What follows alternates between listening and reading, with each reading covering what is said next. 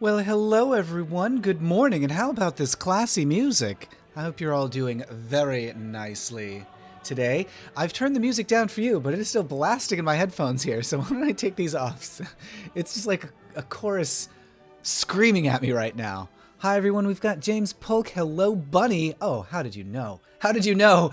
How did you know there was a bunny involved? Morgan is here. Hello, Sim is here. Hello, Sim. Good to see you. Timothy Bean.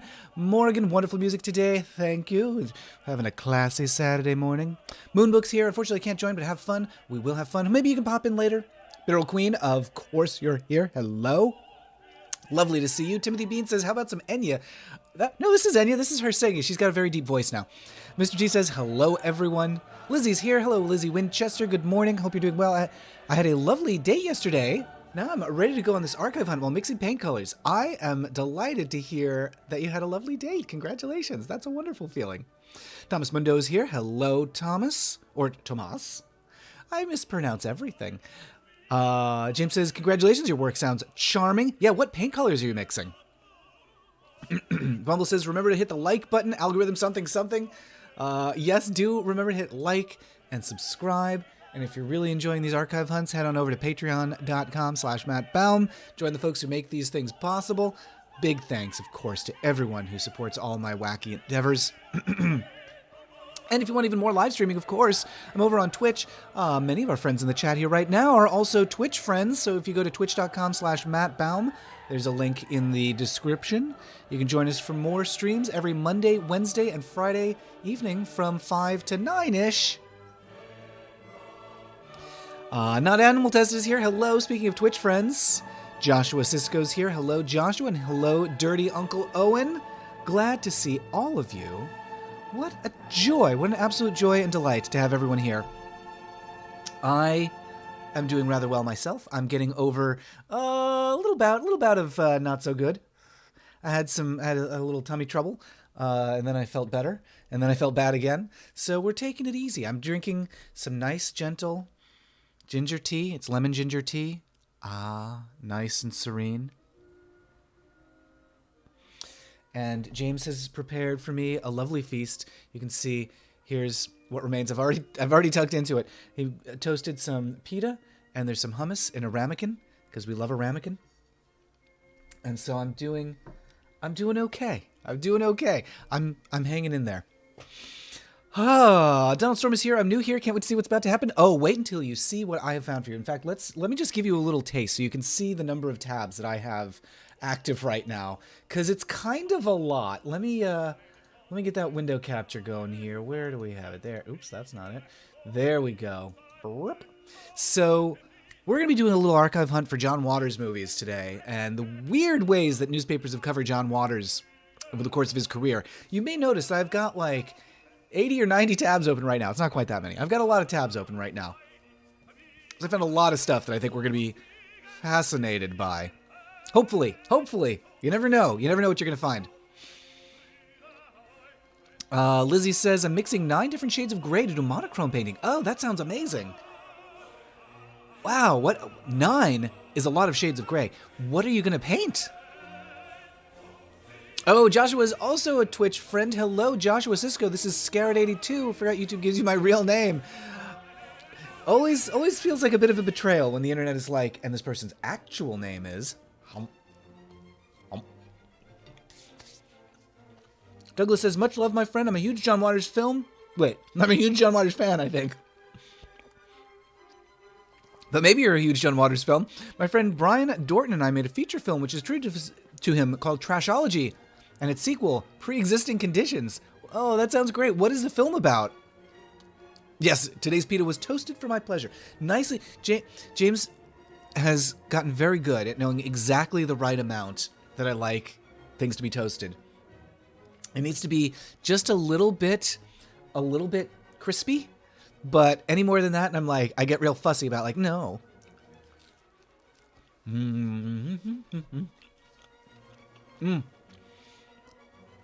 James Polk, I can imagine you're having a time of it, in the northern Missouri and the rest of the southeast. Winter wasteland energy. Well, the good news is we're heading into spring. We got 1 month left, right? Right now in Seattle. So we had a major blizzard yesterday. We had a major blizzard last week. Beautiful. If you were here for the stream last week, I couldn't get over the gorgeous, gorgeous, like, snowfall and the flakes and just, like, everything puffy and white like me. And now it's all gone. We had a couple warm days and a little bit of rain, and now it's sunny, and it's, like, 40-something. So Seattle's just doing its thing of, like, oh, hey, it's still winter, but I've just decided to skip to spring. We had one tiny little relapse into winter, and now we're back. Rezel is here. Hello, Rezel just finished the D&D session. Hooray! How's the D&D session going? I believe you're playing a gay wizard. Is that correct? I think we talked about this last week. Geckles is here. Hello, Geckles. Good to see you. How are things? Geck, do you have Valheim yet? We played this yesterday over on Twitch. I am just like completely obsessed with this game now. I've been playing it for all of 2 days, but and we're gonna get to the John Waters in a minute. But let me just put in a little plug here for Valheim. It's fantastic. It's like Minecraft Vikings with a little bit of like Fortnite-y style fort building. Not the Fortnite fighting or the Battle Royale stuff or anything like that. It's just build a little structure for yourself and then go out and fight some, monsters and things.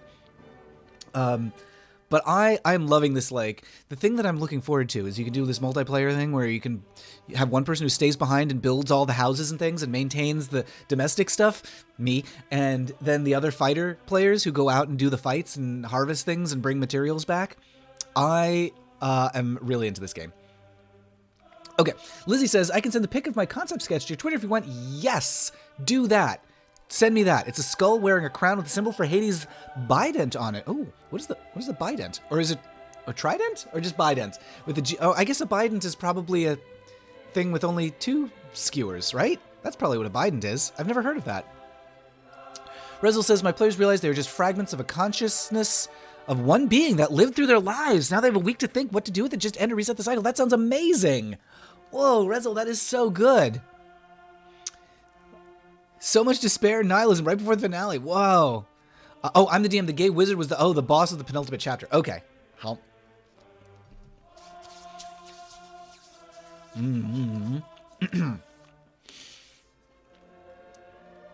So, today, we're going to be looking at some John Waters stuff and also listen to this super classy music. This music isn't long, unfortunately. Let's see. Yeah, we've only got like 8 more minutes left in this track. This is one of YouTube's, like, you can use this music for free and we won't copyright strike you tracks. So, yeah. So this is gonna end eventually, and then I don't know what we'll play after this. We'll play something. Okay, so we're gonna be looking at some John Waters stuff. If you're not familiar with John Waters, fantastic filmmaker, kind of a legend. Since the 60s, late 60s, I want to say. He started making just like casual, like just hanging out with his friends, making weird, trashy movies in Baltimore. Then they started appearing in midnight screenings, and people were like, what is this? Because they were bizarre.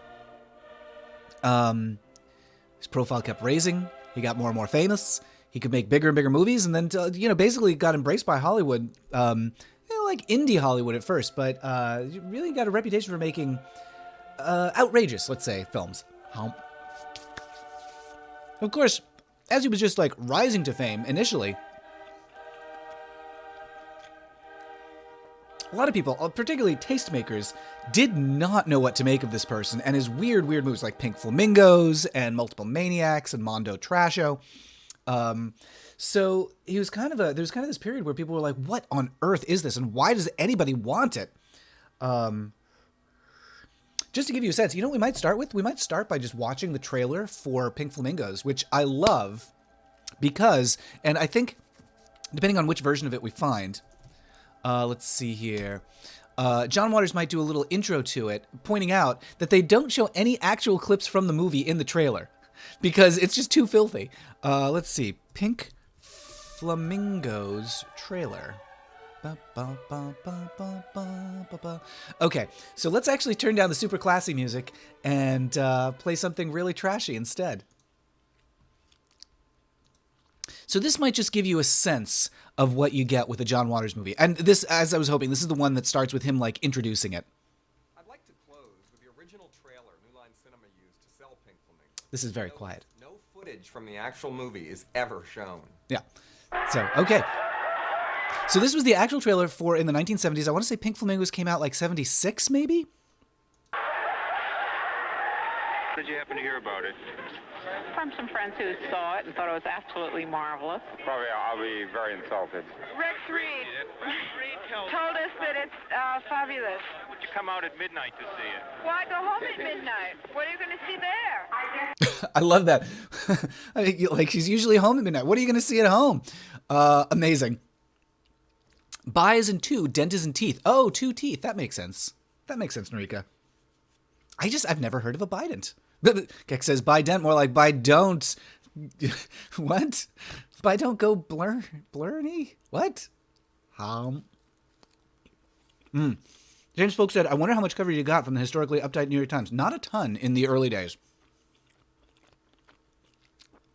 There's an interesting sort of bandwagon thing where, like, he gets coverage elsewhere. New York Times is eventually, by the late 80s or early 90s, the New York Times is like, oh, yeah, that guy. Yeah, that guy. We totally get that guy. But it's very, like, they're a little late to the game.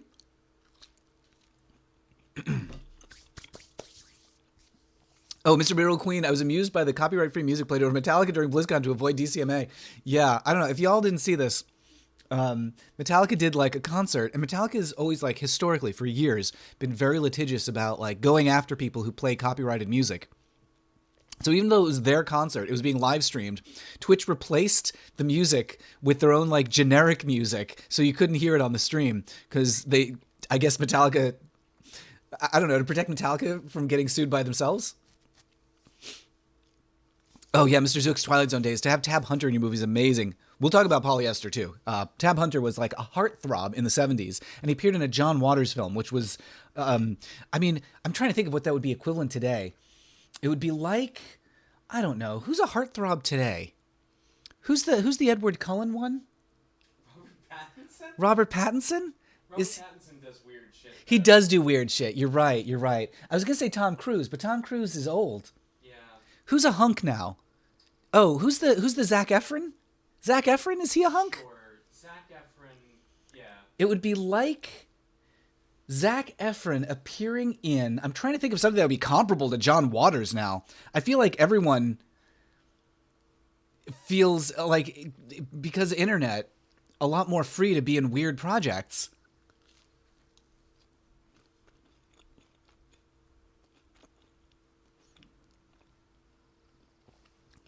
Yeah, I'm trying to think of, like, what the equivalent would be. Death Star's here, waiting on laundry, then I'm heading off to work. Hello, Death Star. We're looking for John Waters stuff today. Mr. T says, I remember when John Waters did a remake of Pink Flamingos with kids. Oh my god, it worked surprisingly well as a kid-friendly version. Oh no.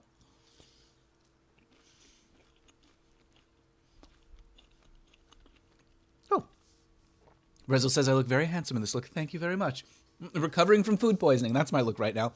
Yeah, Ash Shadow says, more like Zac Efron. Mr. T says, Polyester's still a movie I want to show with friends, complete with Odorama cards. Oh my god, if you can get those, that'd be amazing. Tom Cruise is your dad's hunk. I mean, he's really more of, like, my grandfather's hunk. No, what? Not that my grandfather had. Oh, Ryan Gosling is my go-to hunk. That's a good one, Death Star.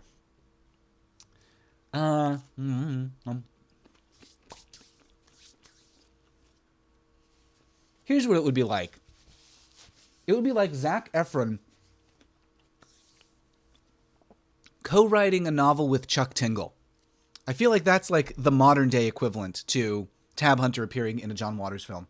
Anyway, Autumn's here. Good to see you again. Good to see you too, Autumn. Hello and welcome. So we're watching very slowly the trailer for Pink Flamingos. Beyond Pornography. What a way to endorse something. The nearest American film to Buñuel's Andalusian Dog. Also, like, Andalusian Dog is, like, regarded as, like, high art. So to compare them is wild. Beyond pornography, though. Jeez. All right, so what else have we got here? So they're just playing like audio of the audience because they don't dare show any clips. Fantastic. Which obviously that's like part of the gimmick, right? Oh, we mustn't show any of this, like getting people real curious about it. Been to it. It's an incredible head scene for people. Oh, it's marvelous. Absolutely. Disgusting thing I've ever seen in my whole life. Not to be believed. I love that one. The guy's like, marvelous, absolutely marvelous. And the woman's saying, it's the most disgusting thing I've ever seen in my whole life. So deadpan. So, there's something so 70s about the way these people talk. Absolutely outrageous. It was divine. Fabulous. Oh boy, I forgot about that guy. How much do you want to be friends with this couple? Where do you think they are today?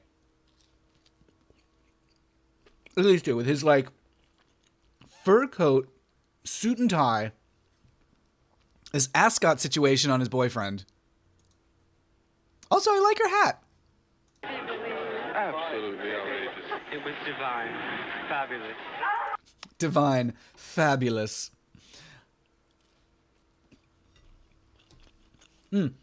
Rizzle says, is Beyond Pornography a porn parody of a porno? Honestly, that's not a bad way. It is sort of a parody of bad taste, while also reveling in it. And you all raise a good point about the hard hat. Why is this man wearing a hard hat to the cinema? I can't believe I've watched this trailer so many times, and it's never even occurred to me to think about that. Why is he wearing this? Mr. Zook likes Lust in the Dust, best Waters film with Hunter. Lust in the Dust is not a John Waters film. Somebody else made that one. It has the feel of it, but weirdly, and it's got Divine, but it's weirdly not actually a John Waters film. Narika says, back when I was young, it was all about Brad Pitt shirtless on the beach. I mean, we can still have those days. Death Star says, I could not get my queer friends in high school to watch Pink Flamingos. Oh. Look, I got my friends, I made my friends watch Hairspray, and they were like, this is scandalous. I can't believe this film could ever have been made. And it's like, all right, maybe we won't watch Pink Flamingos after this, if this is like the line for y'all. Oh, Jason Momoa. Yeah, be like, okay. Be like Jason Momoa doing a Chuck Tingle book. An officially licensed Jason Momoa Chuck Tingle book.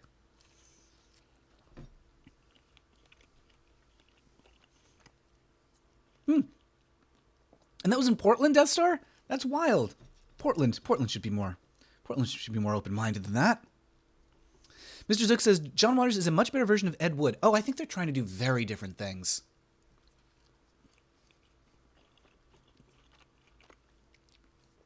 I think Ed Wood had some serious idea. Not that John Waters doesn't, but I think Ed Wood is... I think they're enjoying themselves. I think they're both enjoying themselves in very different ways. So,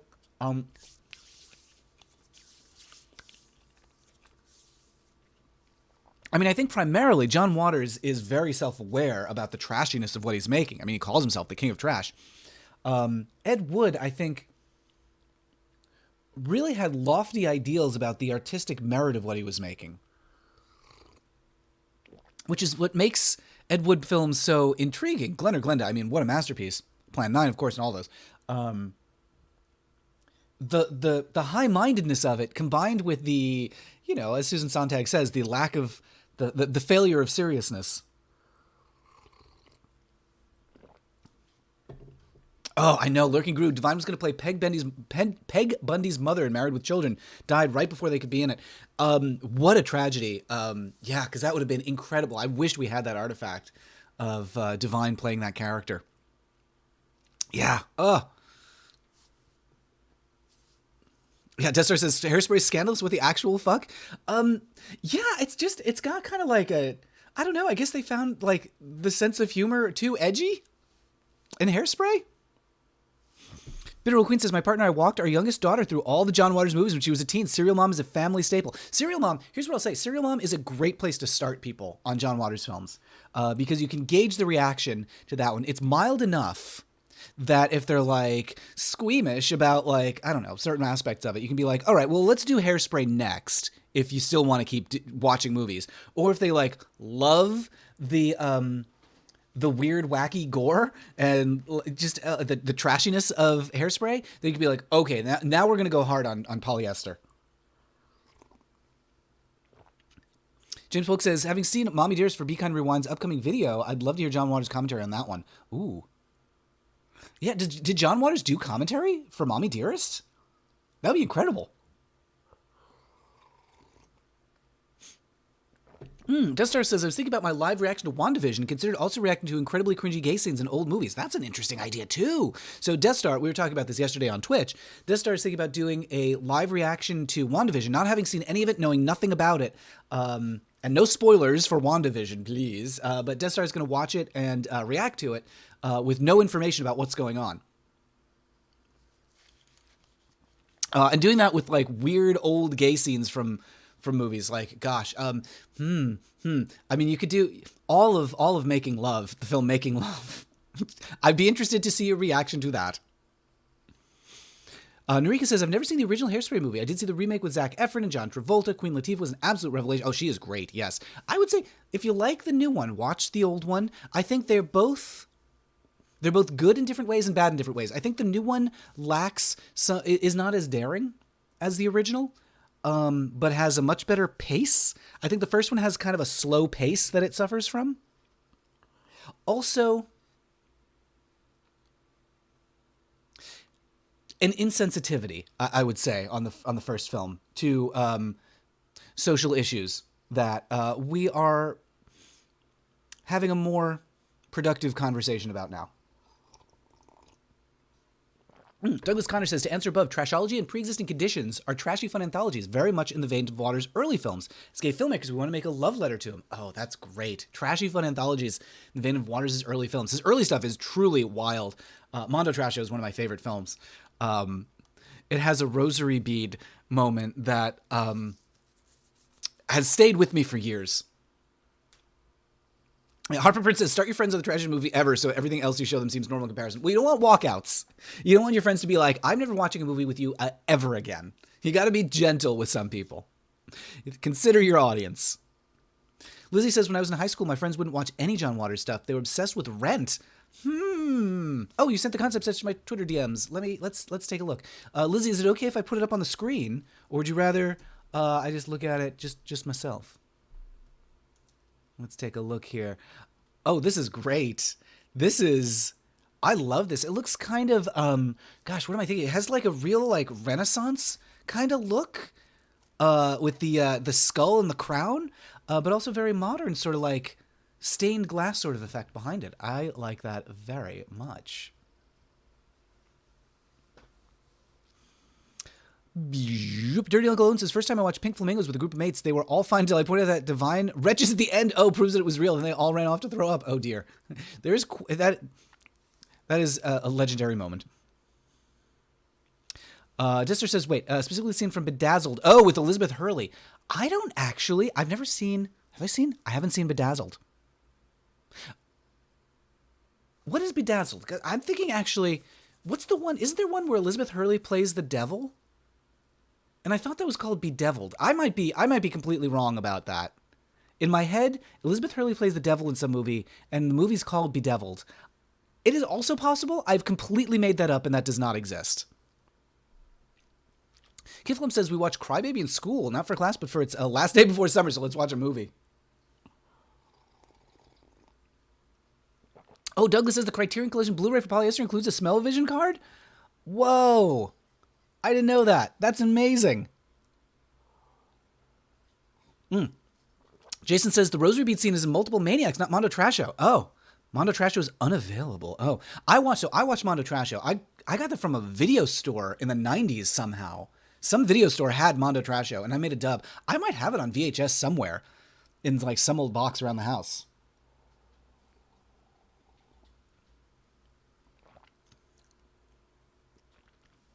No, you're right. Oh, it is. Bedazzled is a Liz Hurley film with Brendan Fraser, and she was the devil. Oh, okay. For some, I thought it was called Bedeviled. Bedazzled. There it is. Her English accent has always sounded fake to me, says Joshua Zisco. Wouldn't that be a scandal? All right. Speaking of scandal, we gotta get through this trailer. We got so many things to watch. So many articles to look at. Oh, it's marvelous. Absolutely. Disgusting thing I've ever seen in my whole life. Disgusting thing I've ever seen in my whole life. I love her hat. It was divine. Fabulous. These two, from the grotesque to the hilarious, really holds your attention. That's damning with faint praise. Holds your attention.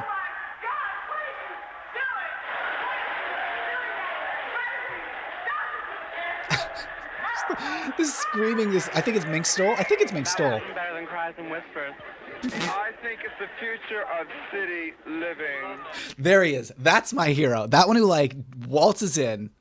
I think it's the future of city living. I think it's the future of city living. I'm obsessed with this man.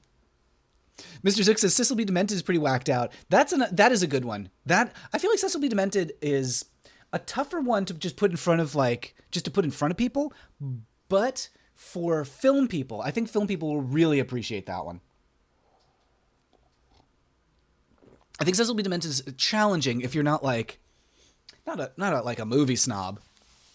But if you're not, like, deeply invested in cinema, then that one might have some obstacles.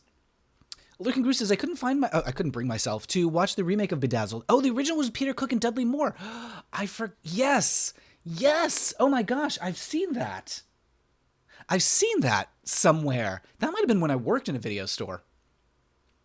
Tomer says, I just got out of a queer zine workshop. Feels like a great prelude to a John Waters talk. Oh, I'm delighted to hear that. What did you make in the zine workshop? Multiple Maniacs is now available on DVD, says Douglas Connor, and Blu-ray from the Criterion Collection, a trash masterpiece.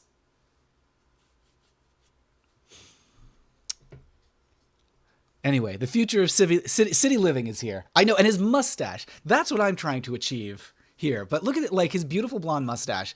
I just adore this man. Oh, Close to You says he kind of looks like my dad. Oh, well. Give me your dad's phone number. No, sorry, that's not terrible.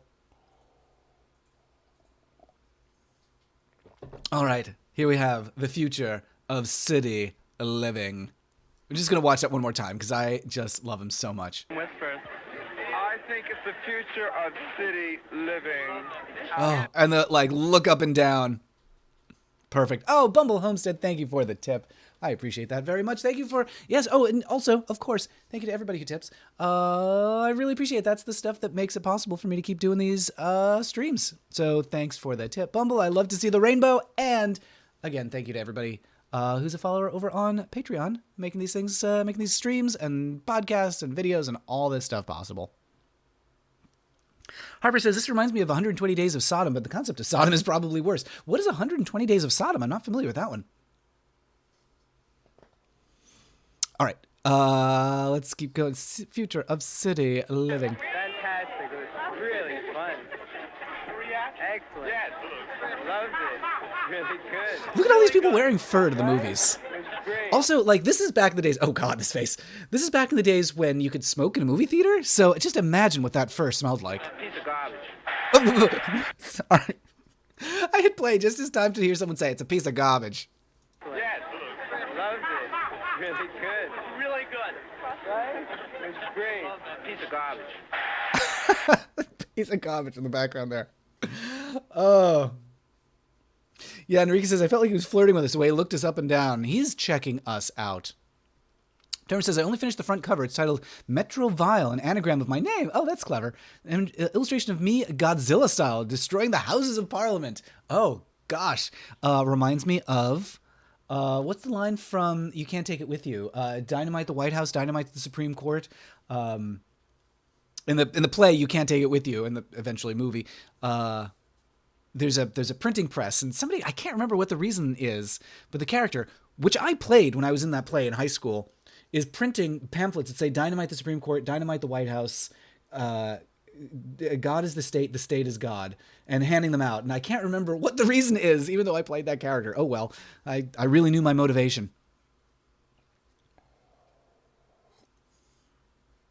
100 Days of Sodom is one of the few films that I thought were great, but I can never ever watch again. Oh boy, I mean that's like longtime companion for me.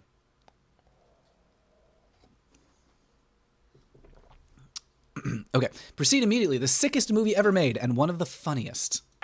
Piece of garbage. Question is, was this shot on Long Island or was it shot in Tewksbury? Didn't like snakes.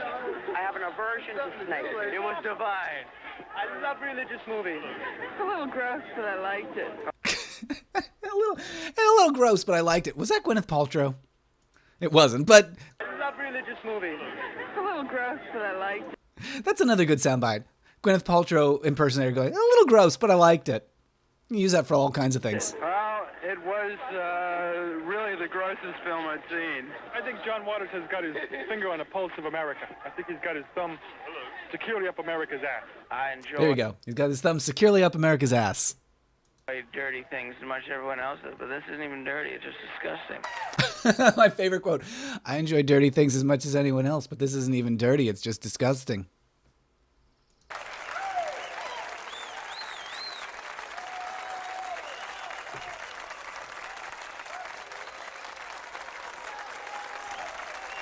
Anyway, an exercise in bad taste. That's what you're getting when you get some John Waters. So now we're going to go look at... Oh, I forgot about this. Coming soon from Saliva Films. It's so disgusting.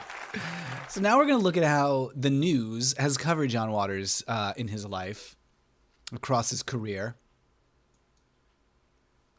Starting here. So I started with the New York Times, found some stuff in the New York Times, and then I went to some other newspapers, found some other stuff in other newspapers. One of the challenges here is that John Waters is a fairly common name, so as a result, you'll find things such as this article in the Belfast Newsletter from 1887 about a different John Waters, presumably. Harper says, from Wikipedia, 100 Days of Sodom focuses on 4 wealthy, corrupt Italian libertines in the time of the fascist Republic of Salo. Oh my goodness. Yikes. Okay. Kidnap some teenagers and subject them to violence. That sounds rough. That sounds rough. And not in a fun, like, rough, I'm a pup sort of way. There's nothing better in the whole world than to have a thumb up your ass. I love it. It's close to you. Glad we could clear that up. Yep. My all-time favorite line from Waters movie is the Kathleen Turner, Suzanne Summers, this is my bad side. Oh, it's so good. It's so good. Serial Mom is such a great film. Oh no, Death Star had an opportunity to meet John Waters, pass it up to go to a party in LA. Oh no, what was the situation where you could have met John Waters? I was once at a screening of one of his films, and okay, this is wild. I was in San Francisco. It was a midnight screening of, I want to say, wasn't Multiple Maniacs. Which one was it? I always forget the name. James, what's the one? It's a fairy tale. It's Desperate Living. That's the one. I sleep in the room next to you, naked. It's very good. I love that one. Anyway, so it was a screening of Desperate Living, and it was hosted by Peaches Christ at the Bridge Theater in San Francisco. Long gone now. And at one point, Peaches is thanking everyone for being there and just talking, doing vamping and doing a little pre-show for the audience. And she's like, and also I want to thank John for coming. And she gestures the audience and everybody looks, and John Waters is just sitting in the audience for his movie. Oh my God, how many times must he have seen this film? Maybe he didn't stay for the movie. Maybe he only came for the pre-show. But everybody turned and looked, and John Waters is just sitting there.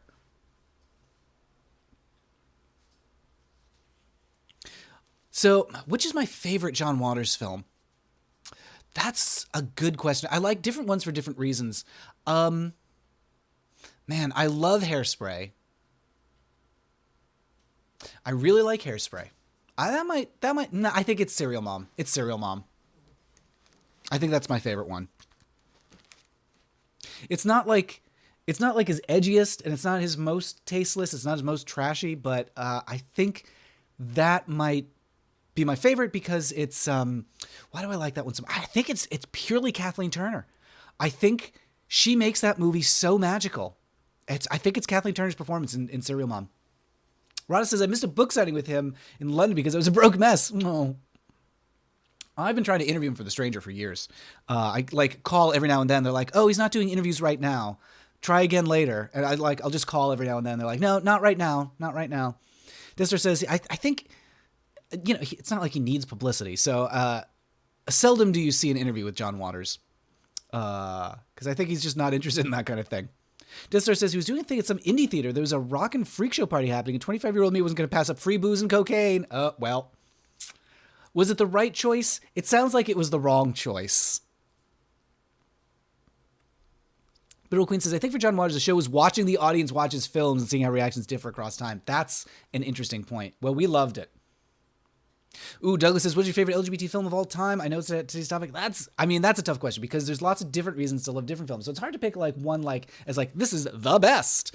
I will say that Priscilla, Queen of the Desert was very helpful for me in understanding what it meant to have a sense of pride and to seek a community of fellow like-minded queer people. So I would say Priscilla was important to me at an important time. I don't think I'd necessarily say it's my favorite queer movie ever, but you know what I would say right now? It's not the most timely anymore, but the Ben de la Creme and Jinx Monsoon Christmas special or holiday special. No, Christmas special, I think. Anyway, the Ben and the Dela and Jinx holiday special that they just recently made. That's got to be my favorite because I helped work on it. That's my favorite for now. Yeah, the cameos also make Serial Mom. The cameos are very good, and I mean, I love a good John Waters cameo. Tomer says, my favorite piece of Matt Baum Ephemera is the Serial Mom podcast. Oh my goodness, I can't believe you remembered that. Yeah, many years ago now, we made a parody podcast, a parody of the podcast Serial that was based on the movie Serial Mom. I think you can find it. I think it's still on my YouTube channel. It was a weird project. Destar says it was definitely the wrong choice. Oh, well, I hope you learn from it. Okay, so what have we got here? I'm just going to take a little peek here at what was going on with the different John Waters in 1887. Looks like, I don't know what this is. Is this a menu? What is this?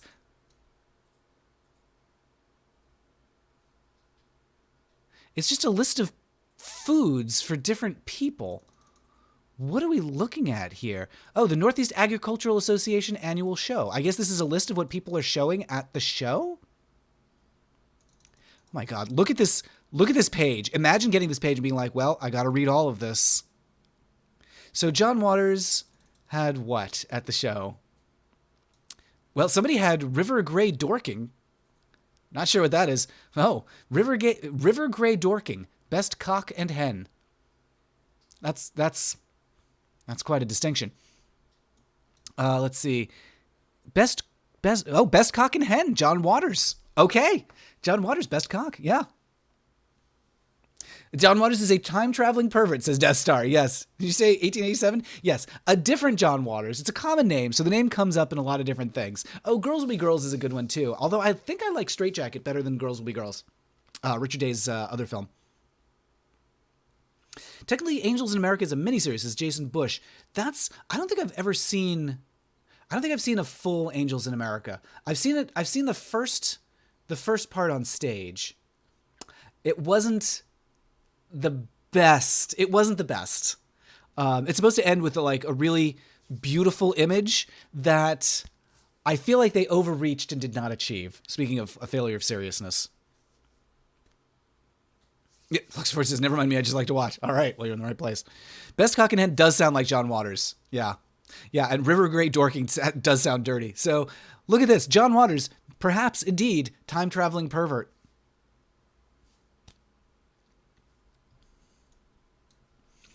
Anyway, let's close this down. We don't need this one anymore. Yeah, so that's some of the wrong John Waters stuff that I found. But we're going to look at some of the older stuff that's old, but not like 1800s old. So here's a review of Cry Baby. Not one of his most popular ones, but it was sort of I think was Cry Baby. Cry Baby was pre. No, it was post actually. It was post Hairspray. So after Hairspray was relatively a hit, this was his follow-up. One big musical parody of rock and roll driven greasers and their hip-swiveling, pelvis-thrusting threats to corrupt the youth and innocence of America.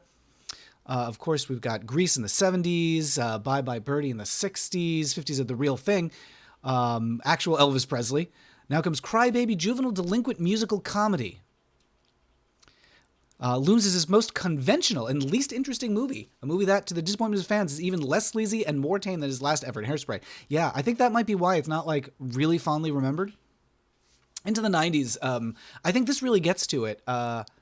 less sleaze as time went on.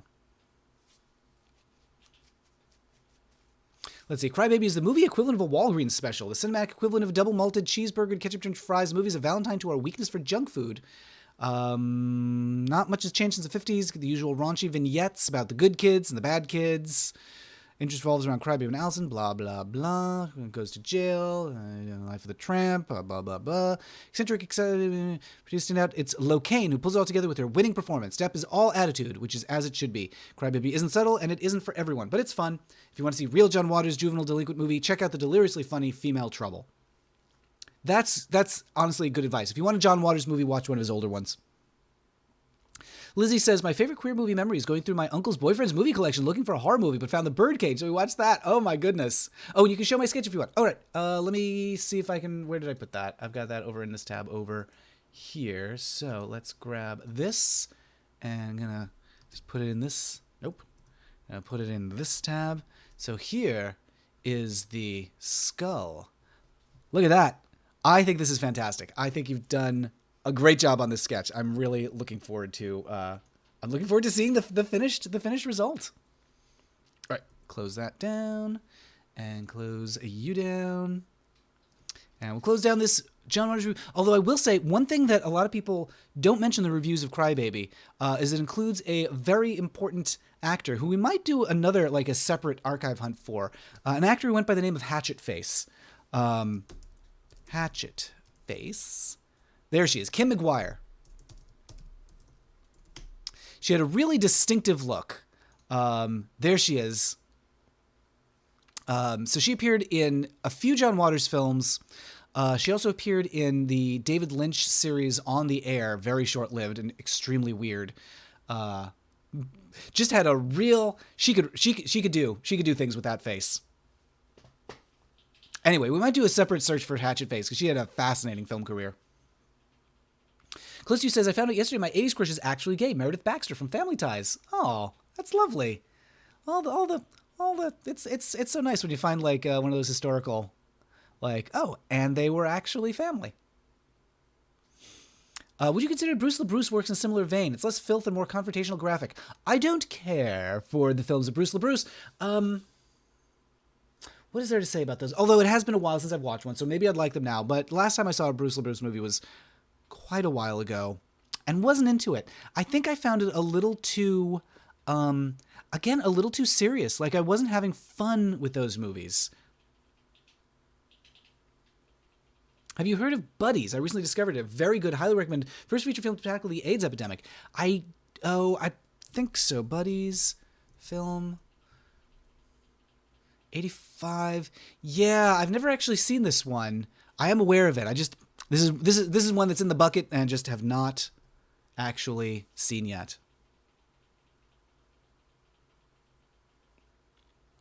Norika likes the sketch. Good job. Bitter Queen says, I thought I remembered that Crybaby was made into a musical, but it was, but it didn't make it long. Yeah, it's just not like beloved like Hairspray. Oh yeah, and Mr. Zook, one of my favorite Waters actors is Mink Stoll, of course. Fabulous Mink Stoll. I photographed her on a red carpet once. Lovely person. I don't know, Diats 812. Do you know the work of Kuchar Brothers or Kuchar Brothers or Kurt McDowell? Said they were his inspiration, a major figure in San Francisco underground film porn scene. No, I'm totally unfamiliar. Tell me more about them. And also tell me how to pronounce your username. All right, here's a much earlier article about John Waters. Look at how young he is here with his pencil mustache. John Waters' films are an exercise in bad taste. As a recent Maryland Attorney General said, bad taste isn't illegal. Also, I love this font for a newspaper. John Waters, the second filthiest person alive, is out to win your heart again. No, he says he won't try to court you with favors such as a baked rat on a China dinner plate. He promises that never, ever again will show you a picture of a 300-pound transvestite eating dog excrement off the Baltimore pavement. He'll do a little thing with Smell-O-Vision and the Catholic Mother of the Year, Annette Funicello. John Waters is one of those, is a 31-year-old semi-successful filmmaker. What a description. He makes films about absolutely disgusting things. Things like the aforementioned items, other stuff like Abbey Lane cocktail gowns and perverted sex acts with chickens. I'm trying to make an American comedy, he said last weekend during a photo session of Busch Gardens. There's no message or deep meaning. That would be pretentious. My films are about my own sense of humor, even though that's hardly a universal sense of humor. I think this gets at the difference between John Waters and Bruce LaBruce. There's no message or deep meaning. He's just trying to make things that he thinks are funny. That he thinks are funny, which, as it turns out, people are interested in. Whatever the films are about, they usually leave viewers with knitted brows and knotted stomachs. His most popular film is Pink Flamingos, Divine, Hot Baby Ring for the title of A Filthiest Person Alive. Star of another John Waters epic, Multiple Maniacs, Takeoff on Mass Murderers. Most people think I'm some kind of raving amputee drug addict. Amputee's doing in there, that's weird. If I were really like that, I'd be in prison. A day well spent in the life of John Waters would go something like this. I read 6 or 7 newspapers, then go see 3 or 4 movies, and then go home and curl up with a good book. I get most of my ideas from reading. If I'm compulsive about anything, it's reading. His formative years were a mishmash of hooky drive-in movies, Catholic schools, and acid. He says he does no drugs. He concentrates on reading matter, movies, and lectures, such as the one he gave Monday night at USF for the regional premiere of his latest film, Desperate Living. It's about a Maryland town full of murderers and perverts, ruled by an obscene queen whose rule is upset by a socialite. Part of it was filmed at John Waters' mother's house. My hometown paper, the Baltimore Sun, wrote an editorial about me, and they headlined it "The Prince of Puke." Oh, we gotta find that. We gotta find that one. Tomer says Bruce LaBruce films always split the room in reactions. I went to a screening a few years ago, and his recent work, some hated it, some liked it. I'm going to read The Journalist is Dragging John to Filth. Talking of John Waters, have you seen the beautifully done I'm Divine documentary? No, it's on my list. I haven't seen that one yet. George inspired John to use turds in a movie. Unfortunately, most of them aren't on DVD. The Kuchars made shorts, but George made a few features. I'm going to write that name down because that sounds... I mean, it doesn't sound good, what we would call good, but it sounds interesting. That was great. So Kuchar Brothers, Kurt McDowell. I'm going to check that out. Let's see. Prominent eyes, thinner than pencil, thin mustache. His films mostly viewed by small audiences at midnight shows are quite popular in Florida. That's that's maybe the trashiest thing about him. I was going to say, talk about damning the faint praise. Yes. That's fine with me, he says. I'd rather have my films seen in small towns and rural areas and places outside New York and San Francisco. My films are more relevant to audiences outside the big cities. It's also good for his bank account. Pink Flamingos has grossed $2 million after being made on a $10,000 budget. Took those impressive grosses just to give him enough net profit to pay the rent for a year and have $30,000 left to make Desperate Living. He writes, edits, directs, and produces all his movies. His stars, oh God, his stars, in scare quotes, have names like Mink Stole, Mary Vivian Pierce, and of course Divine, friends of his from old Baltimore neighborhood. Oh, through his first 6 films, now hidden away and out of release. In the future, he says he hopes he can afford to hire some real movie stars. Even though you may not have heard of his movies, he has a sizable cult following, and that following is buying tickets to such an extent that he now hopes to break out of the near-porn, X-rated category of filmmaking. My next movie is going to have an R rating. It's going to be a love story, and I hope to do it in smell-o-vision. I'd love to do a movie with Annette Funicello, but I read that she won the Catholic Mother of the Year award, so you know she'd never do a movie with me. I don't think she ever did, right? Did Annette Funicello ever make a John Waters film? That seems unlikely, but you never know. First time I saw John Waters was in a documentary called Fabulous, Story of Queer Cinema, and I loved him. Oh, that's a good introduction close to you. Florida Queen. Yes, he's a Florida Queen. I love this. Oh my God, this article was written by George Meyer, an assistant professor in the Department of Mass Communications at the University of South Florida. I bet George Meyer was an interesting teacher. For those of you who have become John Waters fans, and there are several hundred at USF Monday night, never fear. I'm proud of my movies, John Waters says, and I'll always be making movies my own way. Look at this headline. Does this look like The Prince of Puke to you? Also, I just want to point out that it's like paired with this like carpet sale with like this gross out font. Why is sale written in this horrible, disgusting, gooey font for a carpet? Anyway, you can get commercial candy stripe carpeting, 1,000 yards for $1.99 per square yard. What a deal. Fringed oval rugs. Oh boy. You can get Shinel vinyl. Shinal vinyl cushion for your flooring? Shinal vinyl cushion flooring. And Mohawk carpet. I don't know what any of this is, but this sounds like it's in worse taste than John Waters. Anyway, I love this like line. His films are quite popular in Florida. I'm gonna snip that, and I'm gonna snip it and I'm gonna tweet it.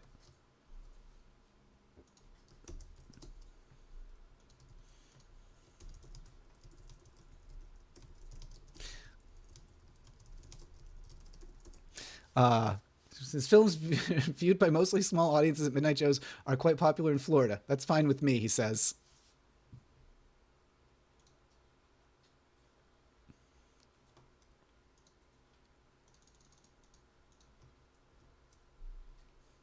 All right, what have we got next? Is he brilliant or truly the filthiest filmmaker alive? Why not both? A Lurking Gru says, I love the near porn movie category. Douglas Connor, that's a great point. I'd love to see John Waters make a horror movie.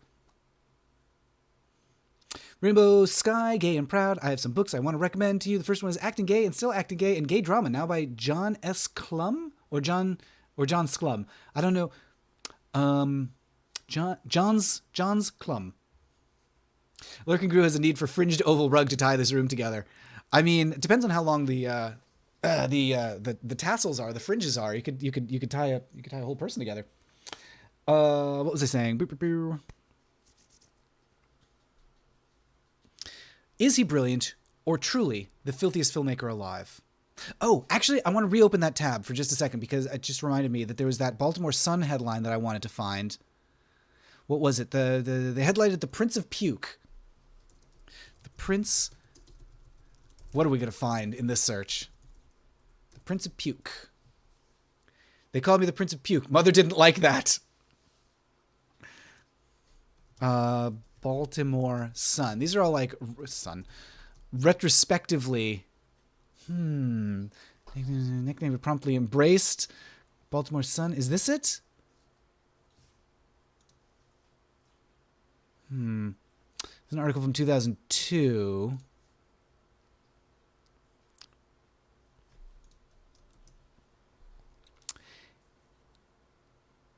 Humor and Twisted, not a show. Oh, wait, this might be it. No, is an editorial writer for the Baltimore Sun who famously nicknamed the director Prince of Puke, a nickname he promptly embraced.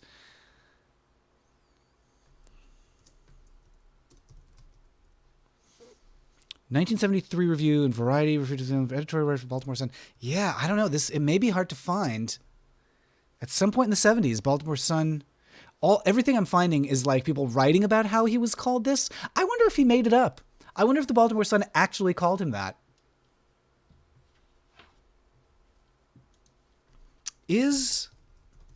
Do we have access to the Baltimore Sun in this newspaper archive? We do. Prince. Come on. Prince of Puke.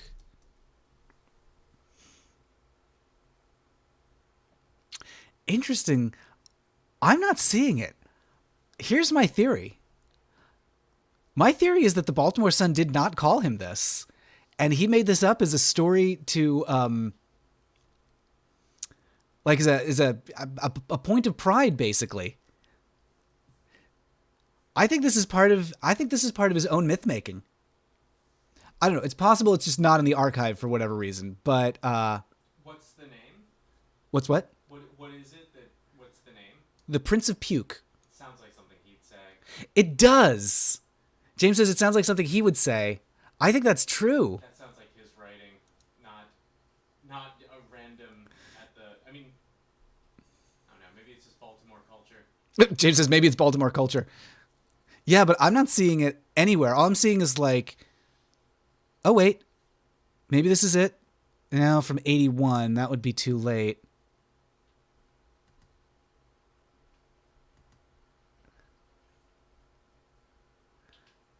81, 81, 81. Print. Yeah, all I'm seeing is like stuff that's like early enough is it's misunderstood the word Duke. So it's like Prince of Duke, Prince or Duke. Yeah, I don't think. This is my theory. I don't know if this is true. I don't want to accuse John Waters here, but j'accuse. Could Shinel Vinyl be a drag name? Lizzie, that is an excellent one. That is the greatest drag name. Is he? Yes. Caspian says, going to ask about people. I was saying, is he, popular in Florida? Yeah, Harper says, I like how all the first results are from Florida. That's a good point. Were they? I think earlier they were. Yeah, like if I extend it back a little bit more. That might just be because, let's extend this. Oops, that's not what I wanted. 1989. Tampa, Florida. Actually, no, it's a real mix. Tampa, Escondido, Melbourne, Pauls Valley, Oklahoma, Waco, Texas, Monroe, Louisiana, Hartford, Connecticut. That's close to where I grew up. DJ says, last word about the Kuchar and McDowells. There's a documentary called It Came From, I don't even know how to pronounce this, Kukar? That gives a good overview of their careers. JW is in it. That's where he cited the brothers as inspiration. Caspian says, bless you, James. He says, thank you. All right. John Waters 35, producer Polyester, has been called the Prince of Puke by his hometown newspaper, the Baltimore Sun. Has he? I love that like everyone is saying that it's the case, but like there's no actual evidence. Anyway, Polyester has true smell of a John Waters film. I want to point out a couple things here. The first is this beautiful letter J. We're going to zoom in on. Look at this like loving carve out of the little dot on the bottom of the J. Why is it such an attractive typeface? That's all. That's really all I wanted to say about that. No, it's not. Sophisticated filmmakers may turn up their noses at Polyester, the first major motion picture in living odorama, but fans of the unusual will find that John Waters' cinematic assault on the olfactory nerve is something to sniff at. Before the lights go down, the audience is handed a 5x11-inch card embossed with numbered pink dots. It offers several gaseous scents and a few unusually pleasant scents, and one or two surprises that set audiences to grimacing. Yeah, so this movie came with a odorama card. You would scratch things and get the smell of whatever was happening on screen, and it was always something disgusting. But people would scratch anyway. Like, it would be like a skunk walking by, and it would flash the number on the screen, and you'd be supposed to like scratch the number to smell a skunk. And people would be like, ew, and like, what did you think you're gonna smell?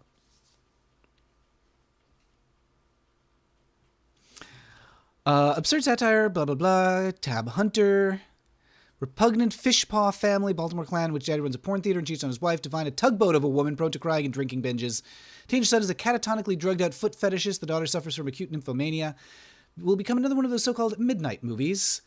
Cult films such as The Rocky Horror Picture Show, Eraserhead, and Pink Flamingos. For his series of indecorous movies that strive relentlessly to break the taste barrier. Eat Your Makeup, Mondo Trash Show, and Pink Flamingos. We're not talking four-letter words, nudity, sex friends, but the weirdest of weirdness. People, such as people eating excrement, being raped by 15-foot boiled lobsters, and crawling through pigsties to come across sacred visions of the Virgin Mother. Just to name a few scenes. Is that the end of the article? I think that's the end of the review. Yeah. Yeah, that's all. Then we're on to another article over here. Private British hospital offers rooms for couples. What a weird article. All right, just some other weird business over here on this page. I love this ad so much. Engelbert and the Mitzi Gaynor Show at the Memorial Hall. Engelbert and the Mitzi Gaynor Show together at last. What else we got here? Nothing too exciting. I do like this ad here for Choo Choo Philly Flash. I don't know what that is. Oh, wait. Choo Choo and the Philly Flash. Some movie starring Alan Arkin and Carol Burnett. Mr. Zook says, what's the best all-time gay campy flick? That is a good question. The best all-time gay campy flick. Let me think about that. And Brian, thank you for the tip. Oh, my stars, good to see you. Thank you so much. Look at those leaping lemons. That's what I see whenever I'm surprised. Leaping lemons. It's what I see and it's what I say. Close to You says, Tab Hunter was so hot Caspian says American Werewolf in London. I'm 100% confused during those streams. Just good to see an ad for a film I recognize. I know smell-o-vision from the Rugrats Wild Thornberry movie and Spy Kids. Funny thing John Waters invented. Well, he didn't exactly invent. Like, it was a thing in the 50s, I think. It was like a gimmick in the 50s. But, yeah, no, he brought it back for a little while. Anyway, hello, Brian. Hope you're doing well. Hope you're having a good weekend. Thanks again for that tip. I'm so grateful. Curtis Kelly says, Engelbert Humperdinck? The very one. The very one. American Werewolf in London advert. This better not awaken anything in me, says a lurking Gru. There he is. Look, I love how they have to, like, specify at the bottom here. An American Werewolf in London, the monster movie. Like, or is that a double feature? Was there another film playing called The Monster Movie? I think they just had to clarify an American Werewolf in London, the monster movie is like a subtitle. This is, honestly, look at this. This is such a great selection. You've got an American Werewolf in London. You've got Escape from New York. You've got The Great Muppet Caper. You've got Night School. And a few others I don't recognize. Arthur. You've got Raiders of the Lost Ark. Oh, God. Dudley Moore and Peter Cook and Hound of the Baskervilles. Weren't we just talking about them in Bedazzled? How weird. Here they are again. Hound of the Baskervilles. I didn't know they made a Hound of the Baskervilles. Probably wasn't very good. And Cannonball Run. Are you kidding me? And 9 to 5? Spend all freaking day at the movie theater with this. Like, oh my God. Also playing, apparently, Deep Throat. What? Okay, this is a different theater. This is a different theater that's just advertising on the same page. So, Dayton's Entertainment Show Places is not showing Hound of the Baskervilles, 9 to 5, The Great Muppet Caper, and Deep Throat. Also, holy Toledo, look at this typo. An incredible error. Do you see it in this Great Muppet Caper ad? See Miss Piggy and who? Is it Kermit the Frog? See Miss Piggy and Hermit. Hermit? Hermit! Hermit the Frog, I like it. Hermit the Frog. Yeah, DJ says, as opposed to American Werewolf in London, the rom-com. Harper Bird says, such a cool piece of history. You should clip that and keep it. Yeah. I have a gay booktuber that I want to recommend to you, and his name is Steve Donahue. His channel is Steve Donahue. He's both insightful and great. All right. That sounds very good. Courtney says, I'll Die on the Hill of Arthur being one of the greatest movies of all time. It is a very good film. I'm just curious, who gets top billing in that one? Yeah, okay. Dudley Moore and Liza Minnelli. I was wondering if Dudley Moore, it's Dudley Moore, Liza Minnelli, and Sir John Gielgud. Doesn't appear. Gielgud, not in the ad.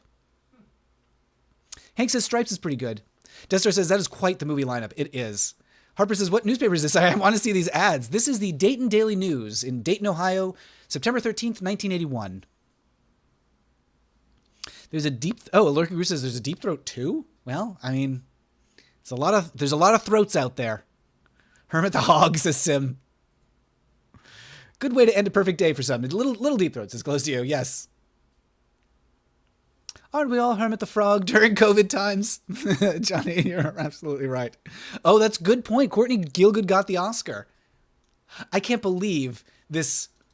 See Miss Piggy and Hermit. I'm clipping this. This is appalling.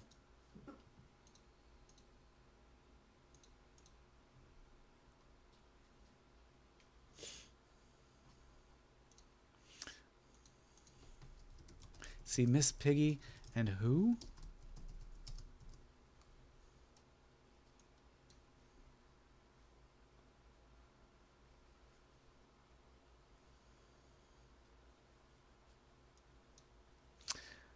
All right. What else have we got here? Oh, yes, of course, This American Werewolf in London, the monster movie.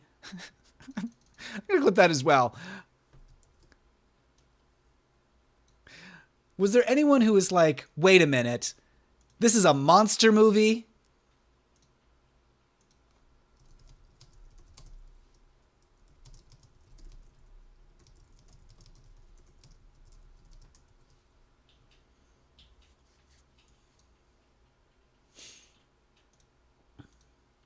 Let's see what we've got else going on here. Anne Francis stars in... Oh, wait, Courtney. Anne Francis stars in Deep Throat 2, Forbidden Planet. Is Miss Piggy cheating on Kermit with Hermit?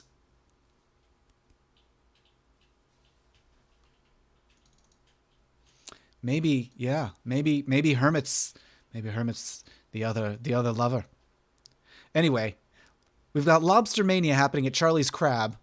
I love it. It's an ad. It's an ad for crabs right over the ads for all the porn films. Let's see, what have we got? The Naughty Theater is showing Todd Burlesque. Double feature, first time in Dayton. Miss Tisha Blee, the lovely Miss Tisha, plus Rosa. First time in Dayton. Well, you wouldn't want to miss them. The lovely Tisha. Miss Tisha. Coming September 21st, Veronica Hart, live on stage. See her live in person, find out why she is the best. Plus 1979 Adult Film Festival. Cinema East shows 4 XXX features. Loves of Jeannie, Erotic Dreams with Playboy's Tina Russell. Happy Birthday, Try My Wife. Try My Wife. Have you seen Blow in the top corner? Great movie from Brian De Palma. It's up the top of the page. I've never heard of it. Blow, huh? Or is it, wait, Blow Out? With John Travolta and Nancy Allen. Exclusive showing at the Kettering. Blowout? Totally unfamiliar.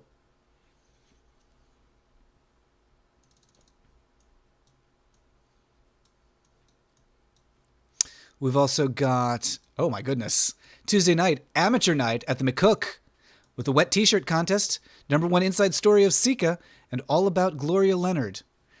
With #3 McCook Scruples. Get it? Scruples. We've got Tinseltown starring Danielle Ray plus Intrusions. Wow, that's a title. Coed Fever with Annette Haven plus The Ecstasy Girls. At the Art. And then Candy Goes to Hollywood. And American Pie. Oh. Classic 90s film, American Pie, showing at the Skyborn Drive-In Theater, plus Tangerine. I love how it just says nostalgic here for, like, it's disconnected from everything. It just says, first run, nostalgic. Well, which is it, Skyborn Drive-In Theater?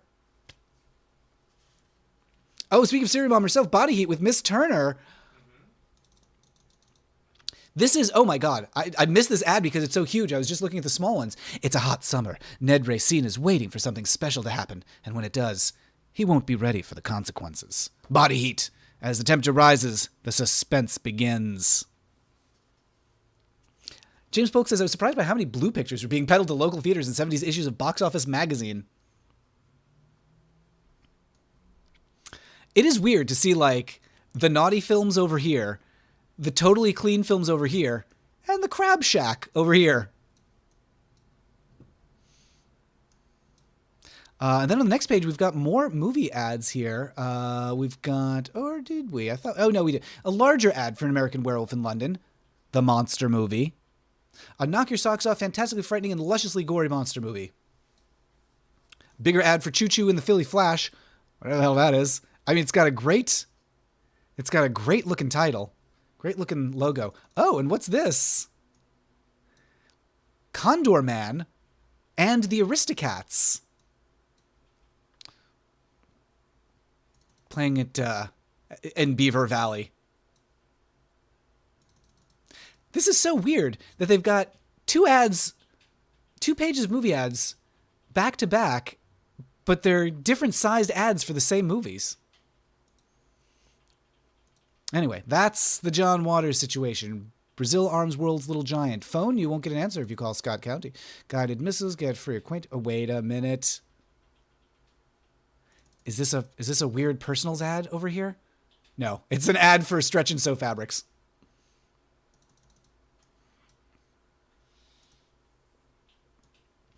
Some horoscopes, entrepreneurs enjoying sweet success. All right, I think we've milked everything there is to milk out of this particular paper.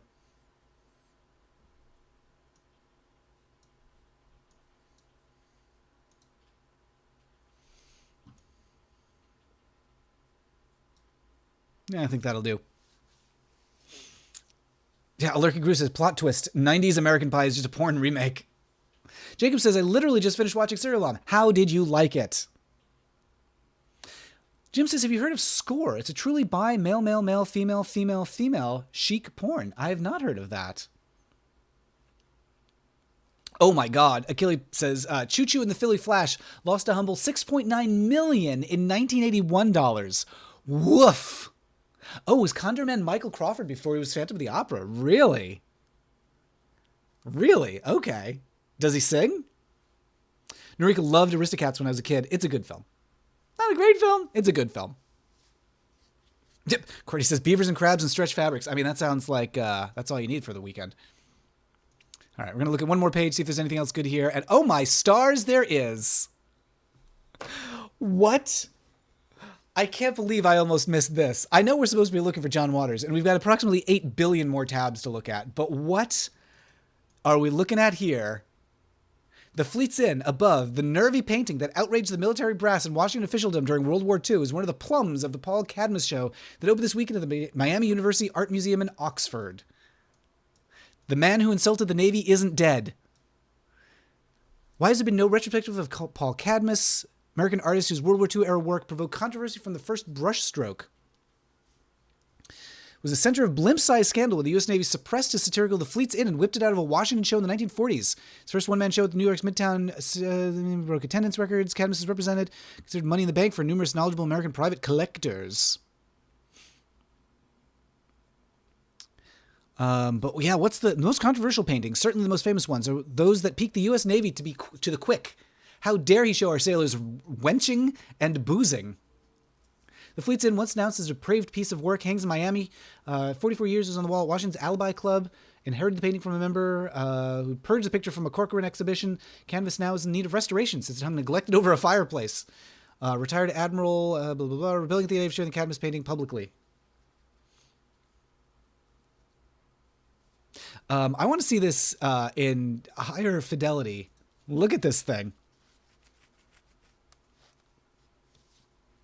Doug says, what is this current page you are on newspapers? This is the entertainment section of the Dayton Daily News from September 13th, 1981. It's up the upper... actually, can you see it? Yeah, you can. In the upper... This side. Whatever this side is for you. This is the upper left. Everything's flipped. Everything's mirror flipped for me on my screen. Yeah, the upper left, at the top upper left, it'll say what the date is for the paper. Johnny had the supreme joy of being yelled at by Kathleen Turner at Club Cafe in Boston when getting my copy of Serial Bomb signed. What did you do to get her to make her yell at you? Yeah, it's very Tom of Finland, says Douglas Connor. Absolutely. That's what I thought it was for a second. I thought this was just like some local newspaper showing a Tom of Finland work. I mean, look at the way they're dressed. Those are some rumps. Okay, the picture's called The Fleet's Inn. I bet it is. That's why they're all ready to go. Paul Cadmus. Wow. There it is.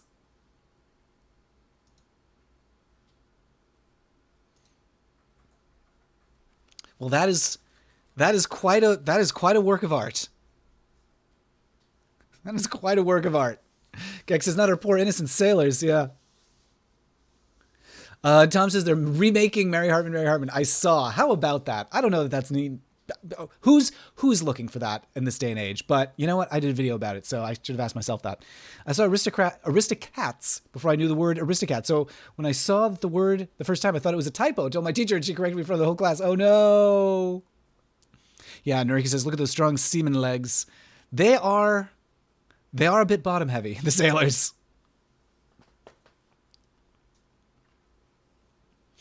Oh, Fleet's Inn also has a gay connection. There's a suggestion that some of the sailors are flirting with a male prostitute. Are they? Oh, this situation right over here. Yes, with the cigarette there.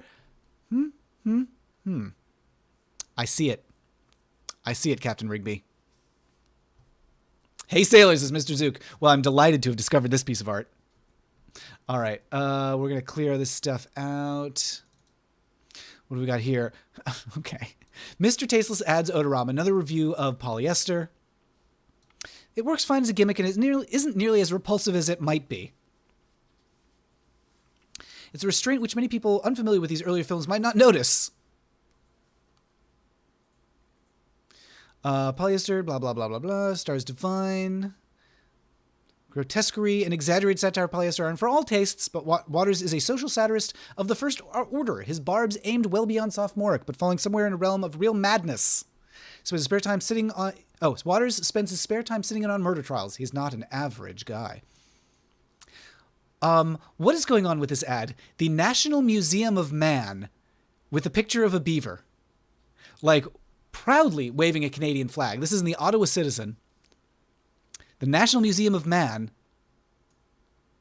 What on earth is this museum, and why is a beaver their logo? Hank says, this reminds me of the time I ran into some paratroopers in Venice. It was 11 in the morning. They invited me bar hopping. Oh, Hank, tell me more about that. Tell me more about the paratroopers in Venice. Did you go? I mean, I hope you went. Johnny says she was doing a meet and greet, and someone gave me a pen to sign the VHS cover, but the pen ran out of ink while she signed. She threw it on the ground and screamed, "Get a real pen, damn it." Oh my God. Well, that is pure magic. All right. Anything else good here? We got French director explores domestic terrorism. No, thank you. We got oreganos for lasagna. That is a heroic ad. We've got the Ottawa Christmas craft sale. Why? Oh, okay.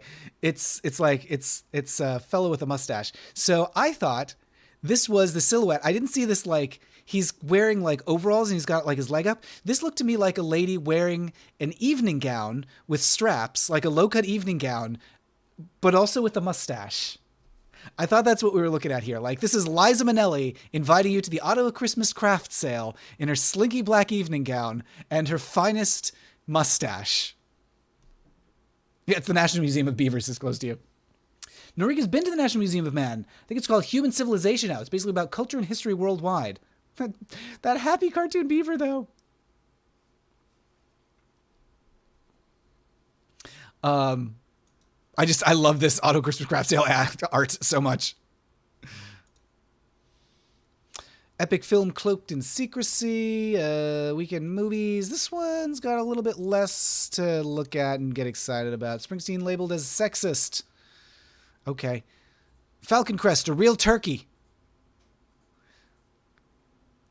A Christmas feast of sight and sound just in time. Oh, a Christmas feast of sight and sound just in time for Christmas.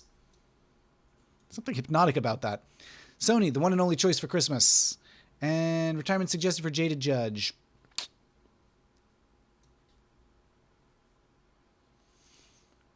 Oh my God. It's an article about Justin Trudeau's dad. Banting employees overcome by odor. Is this about John Waters or is this unrelated? A ventilation system. Oh, nope. It's about chemical fumes. 3 girls nearly fainted. Oh, well. All right. Polyester proves tame, but smelly. Oh, this is the same article, just with a different headline. Oh, my God. Costume World, your playhouse of fantasies presents the forces of good versus the forces of evil. Wait, what is this? Okay. Saturday, September 26th, 2 to 4 p.m. I'm completely ignoring the John Waters thing and focusing on this weird Star Wars situation here.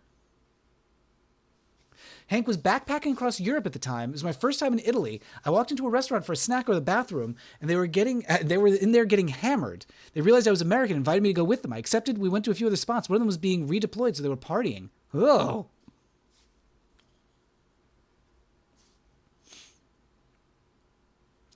Hank says, I went to a few stops before one of them got into a fight with a street vendor. The leader told me to scatter, so I left.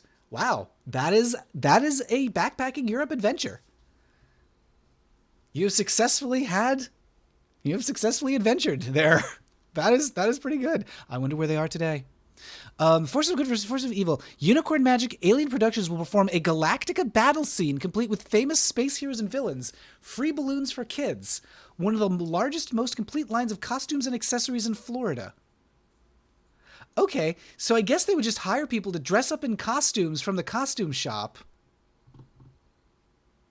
And just, like, LARP around the store. Also, I love that they credited the photographer here. Like, this is some top-notch photographic work. Douglas says, Matt, totally off topic. Have you seen Barb and Star Go to Vista Del Mar? Stars Kristen Wiig, Annie Mundo, and Jamie Dornan. I have not. Everyone is talking about how I need to see this film, though. Blue Button Fly says, what year is this from? This is 81. What a weird ad. Galactica battle scenes, complete with famous space heroes and villains. Of course, they can't, I guess, they can't say Star Wars, but they're just showing the Star Wars stuff. Like, they're like, oh, we don't want to run afoul of copyright. We'll just put Yoda in our ad. Benatar puts stress on songs. She sure does. Bring back the romance for just $28. At one of Fort Lauderdale's finest oceanfront hotels. A pop strong as ever with party. Catch the spirit at Blurb's East Pub. Ronstadt Shell's Classics Project. This is all... all adult review. Wait a minute. What do we got here? What's going on with the all adult review? Amateur contest. Lido Showroom. Florida's loveliest girls. The ultimate erotic all-girl review. Follies International. Follies. All right, let's head on back to that other page with John Waters' article and anything else here. Ad for mental health services. Actress wants to expand roles for deaf performances. Man's program set for weekend. King Arms full-scale indoor range and gun shop. All right, yeah, that sure is a paper from Florida. All right, that'll just about do it for this paper, I think. Nope, there's John Waters with his bird. Is he brilliant or truly the filthiest filmmaker alive? Flamenco shows, says Tiger. Yes, some erotic flamenco shows. Courtney says, look up Margaret Trudeau and her relationship with former Canadian PM Pierre Trudeau. It's a trip? Really? Oh. John Waters says, I don't think I'm like my movies or else I'd be in jail. People expect me to be some drooling madman or like a character in one of my films or a drug addict. That's when they meet me. Then when they meet me, they say I'm not what they expected. There's nothing seedy about John Waters. Nary a leer, smirk, snicker, or curse as the boyishly 30 NYU film school dropout reclines in a flowered chair at a friend's cheery Greenwich Village apartment. The stories that chair could tell.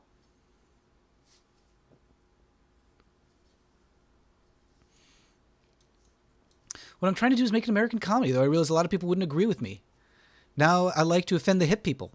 That's the only taboo left. There's actually bad taste and there's bad taste. What I actually aim to do is make people laugh. I'm trying to make films that are so ridiculously outrageous that they're human. Mondo Trasho we called a gutter film. We shot it in gutters and laundromats. We didn't have any money. Multiple Maniacs we called a celluloid atrocity. One hideous day in the life of a hit-and-run driver. Pink Flamingos was an exercise in poor taste, which I guess is putting it mildly. Eat Your Makeup was about a deranged governess that kidnaps models and forces them to model themselves to death. It's filmed on my parents' front lawn, reenacting the Kennedy assassination a year after it happened. People on my block didn't think it was one bit funny.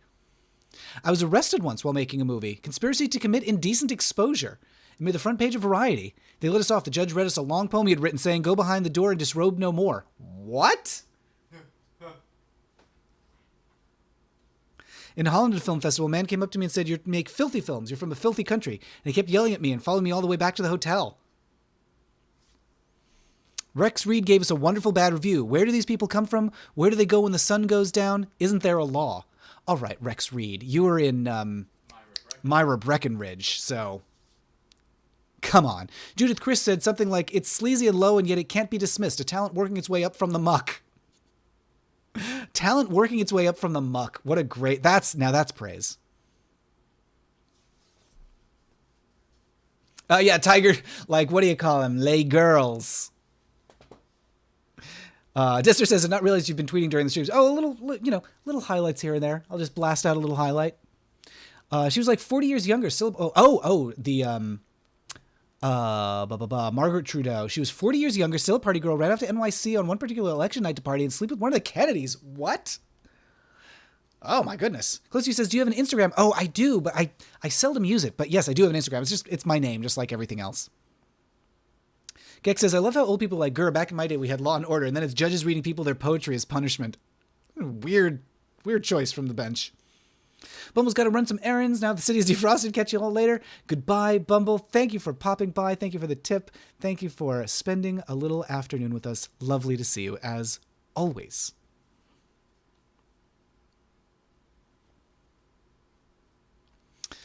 As a kid, I used to be a puppeteer for children's birthday parties, and the puppet show started getting more and more fouled up, and parents stopped hiring me. I was really influenced by movies like The House on Haunted Hill, where they would come out into the audience. I put these gimmicks in the puppet shows, and the parents thought it was peculiar. They wanted to punch a Judy.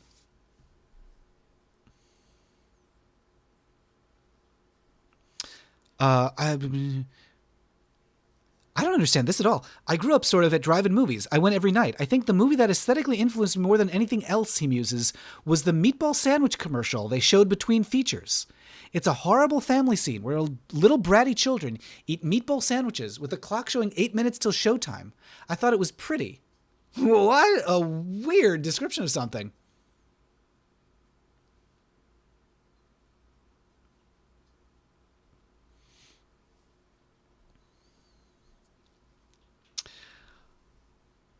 John Waters writes, produced, directs. Pink Flamingos grossed $1 million. What inspires him? Newspaper stories, little local ones, like Mrs. So-and-so threw acid in her husband's face. Some of them I collect. I love newspapers more than anything in the world. I read about 8 a day. I'm so addicted. They're like my real soap operas.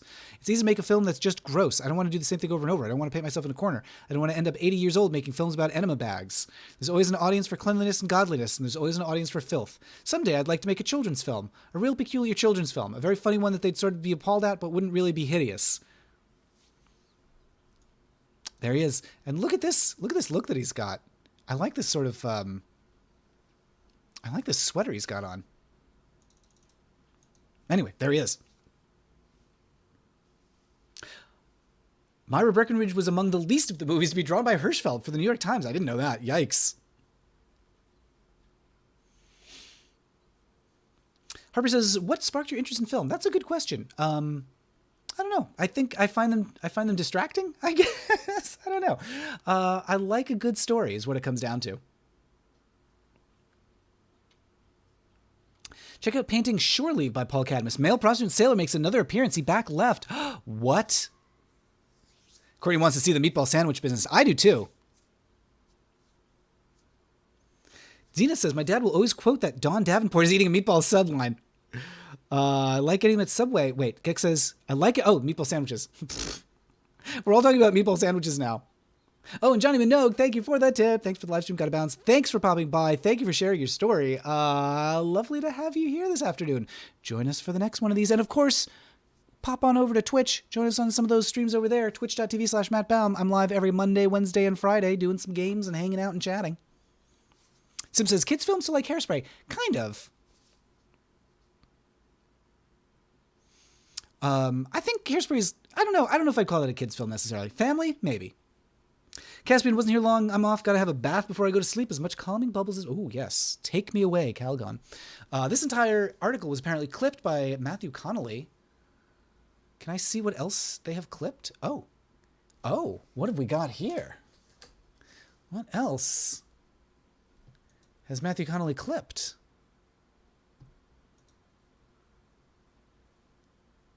Anything good or maybe not? Invasion of the Body. Not sure why Matthew, like what this has to do with the other one. Minus Menagerie, Electric Circus, No Shocker. Splashy Disco Splendor. Article about a nightclub. I wonder what this person was looking for, that these are the things that they clipped. An ad for Desperate Living starring Edith Massey, and an ad for something called McClurg Court. So it looks like this person, Egg Lady, is Queen of Punk.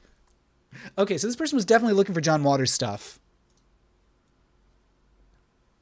Edith Massey sits in her hand-me-down shop in the Fells Point section of Baltimore, surrounded by 2 cats, a dog, lots of junk, and a collection of posters from John Waters' bizarre Pink Flamingos. She's, of course, the Egg Lady from Pink Flamingos.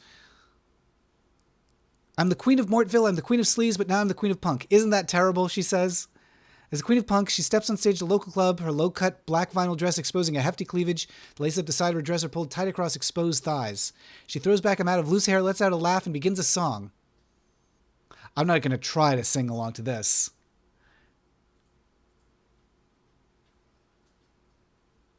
The band blares, she turns and points to someone in the audience. Go strangle yourself, punk. Born in New York, raised in a Denver orphanage, traveled across the country, moving from boxcar to boxcar until she settled in Baltimore 20 years ago. I worked on the block for 13 years. I was a barmaid. I was a B-girl. I'm not ashamed to say it. A B-girl. I worked all the places: the Gay White Way, the Villanova, the Troc, the Florida. I worked for Blaze Star's husband at the Club Diamond. He used to see who sold the most bottles of champagne. Me and Baltimore are Blaze in New Orleans. Since during her years on the block, she was a good barmaid, a chatterbox, and never bothered with another woman's man. I wouldn't want him.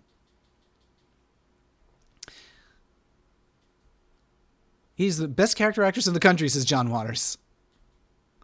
Fans crowd the door of Edith's shopping bag almost every Friday and Saturday to get a look at the egg lady. She sits like a red-haired Buddha, ringing up sales, quoting prices on used clothes, and pointing out good buys. Edie refuses to quote her age. Age is only a number, says her fame hasn't made her rich. I got $5 in the bank. I barely make a living. I wish I could do a little better. I've struggled, and at my age, I'm still struggling. I'm no young chick. That's why I'm a punk rocker now.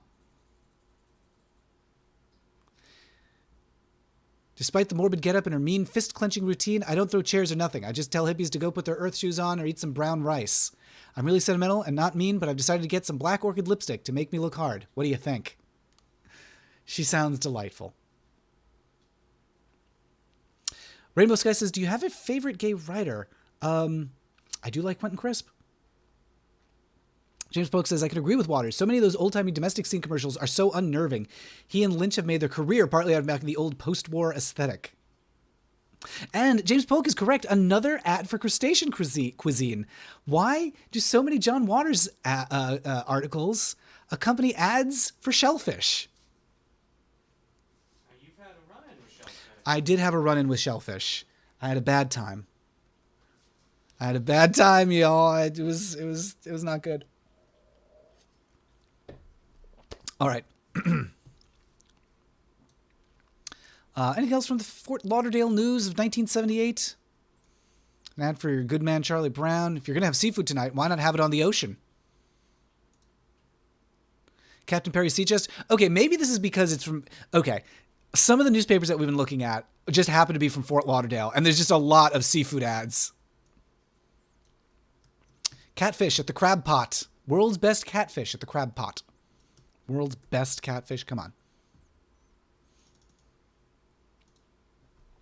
Let's see. New film Crybaby. Watered down comedy set in the 50s. People didn't like it. Of all the teen hunks around, how come you cast... Wait, how did you come to cast Depp? I went out and bought $30 worth of teen magazines. He was on the cover of every one of them. He was embarrassed by his teen idol image. I told him the best way to escape that was to make fun of the image. He had a lot of offers for big budget cop movies, but he chose mine. My parents aren't used to Dolby Sound. My mother saw Mondo Trasho, and that was enough. Who would want a mother who liked Pink Flamingos?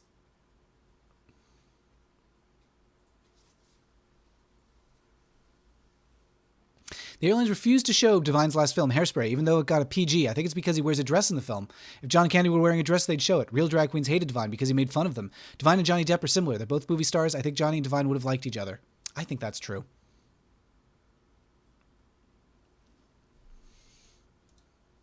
A cut above the rest. He sports a scar on his face, smokes a lot, and doesn't diet or exercise. What's the secret of John Waters' success? Oh, this is a different John Waters. I'm like, who are we talking about? What? What a weird way to talk about him. Okay. He sports a scar on his face, smokes a lot, and doesn't diet or exercise. What's the secret of his success? I'm like, what? What does this have to do with him? Courtney says, my husband has finally agreed to watch at least one John Waters movie. Do I go nice with Hairspray or do I go hard with Female Trouble? So we were talking about this earlier. I think Serial Mom is a good midpoint. So I recommend Serial Mom. But if the choices are between Hairspray or Female Trouble, you know, it really depends on what your husband likes, Courtney, does your husband like the daring, sleazy, trashy stuff in other films, or is he more into, I don't know, more of a conventional family type movie? Closely likes the John Waters movie where the mom is disappointed that her straight son is gay. Yes, that's Edith Massey. Mr. Zook says the worst case of food poisoning was from escargot. Never again. Ugh. Oh no, escargot, go away. That's what I say to that. Oh, Jillian says, I'm no young chick. That's why I'm a punk rocker now. This is my new motto as a 35-year-old, rediscovering teenage love for punk during the pandemic. Yeah, and also, Courtney, that is correct. Divine was a real drag queen. All right, so we're not going to read this article about some other John Waters, who is just some guy. Australian film industry, not remembering how he remembers. Okay, I guess he was some actor in Australia in the 70s. Waters puts together unusual cast. Johnny Depp, Patty Hearst, Tracy Lords, Ozzie and Harriet's son, Troy Donahue, Iggy Pop. Hairspray had clout. Odd assortment, institution of sorts. Let's see. When you walk into his house in Baltimore, says Johnny Depp, the first thing you see is an electric chair, and from then on it's a nonstop gasp.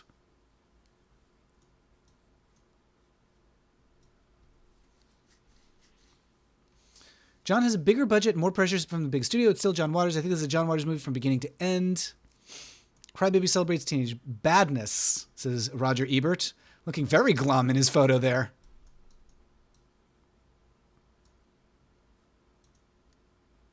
All right, not a lot to look at in this one. Moving along. Courtney says he likes both. He's just been afraid of Waters because he only came out like 3 years ago and Waters movies were too queer.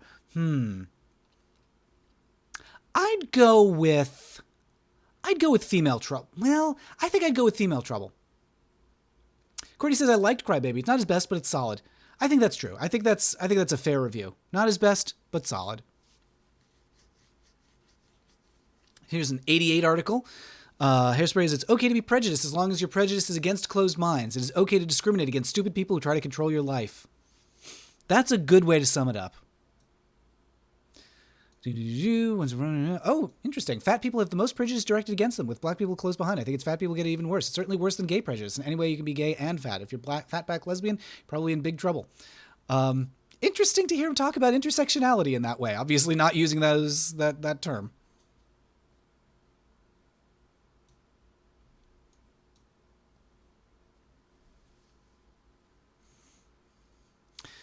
Let's see. Did you notice the picture of Sammy Davis Jr. in Penny Pingleton's bedroom, or the map of Africa, or the Barbie curtains? They're very rare Barbie curtains. They're not in good condition.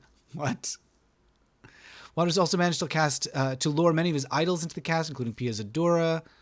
The much joked about B-movie star and show tune singer is one of his favorites. I love Pia so much, he said. She can't control a Pia-ism. She's just Pia Zadora all the time. She's totally unique. On the side of her jet, it says, "Here comes Pia." It's everything that's great about Hollywood, about show business. She's turned a disadvantage into a career. She took the bad stuff and run away with it ashamedly, and now she's getting good reviews, and that's the way it always happens.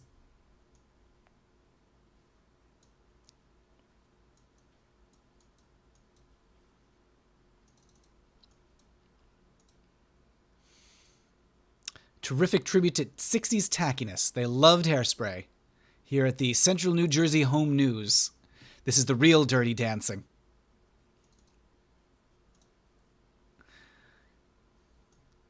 All right, anything else here? It's probably... Oh, boy. The Rusty Nail invites you to explore the possibilities. I don't know that I want to eat at a restaurant called the Rusty Nail.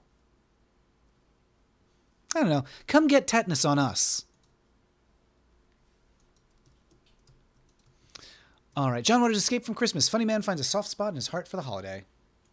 Oh, this is just an article from 2009 about his live show. I don't think we need to worry about that. Oh, this is also recent. John Waters Day Somewhere. It's a little weird, just as it should be. A little too recent for what we're looking for. Serial mom Pat Moran is the associate producer and casting director for John Waters films. It's from '94. Wow, she was headed for the Peace Corps. She wound up making movies starring Patty Hearst, Iggy Pop, and 300-pound drag queen.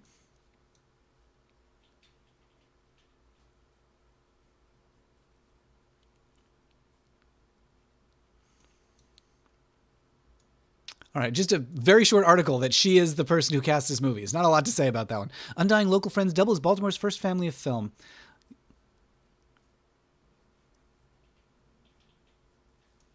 Serial mom role prop. This is lovely. Okay, I see what this is. This is like a whole series about the people who make John Waters movies.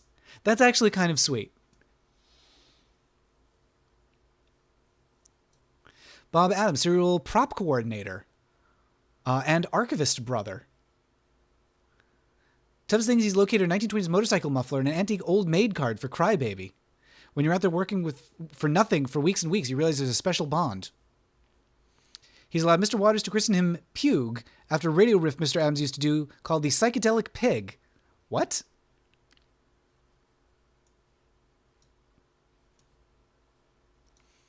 production designer, decorator, uncle. This is actually really sweet. I like this very much. That they're all like described as different family members. Autumn says we have a rusty nail near us. Really good food. Oh, okay.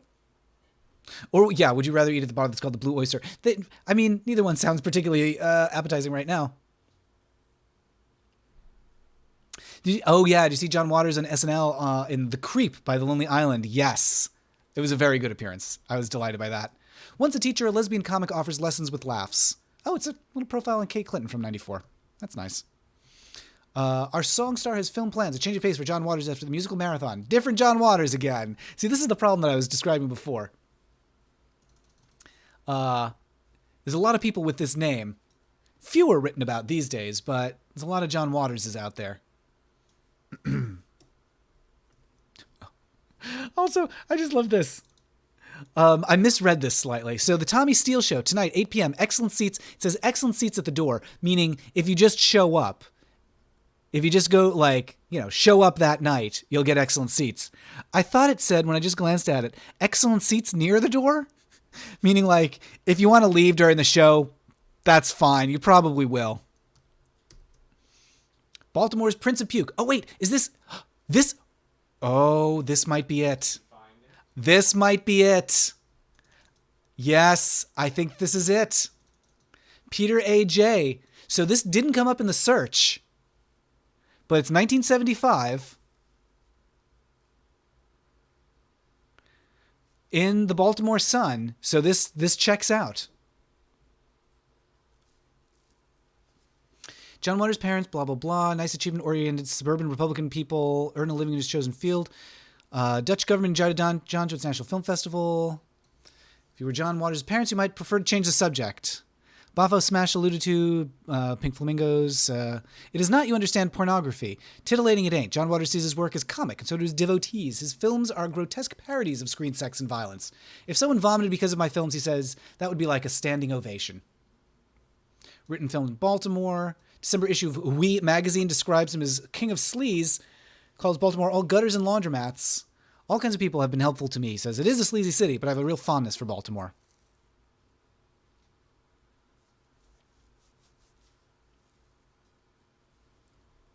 What does he call his work? My movies are comedies, admittedly a little warped, humorous and outrageous.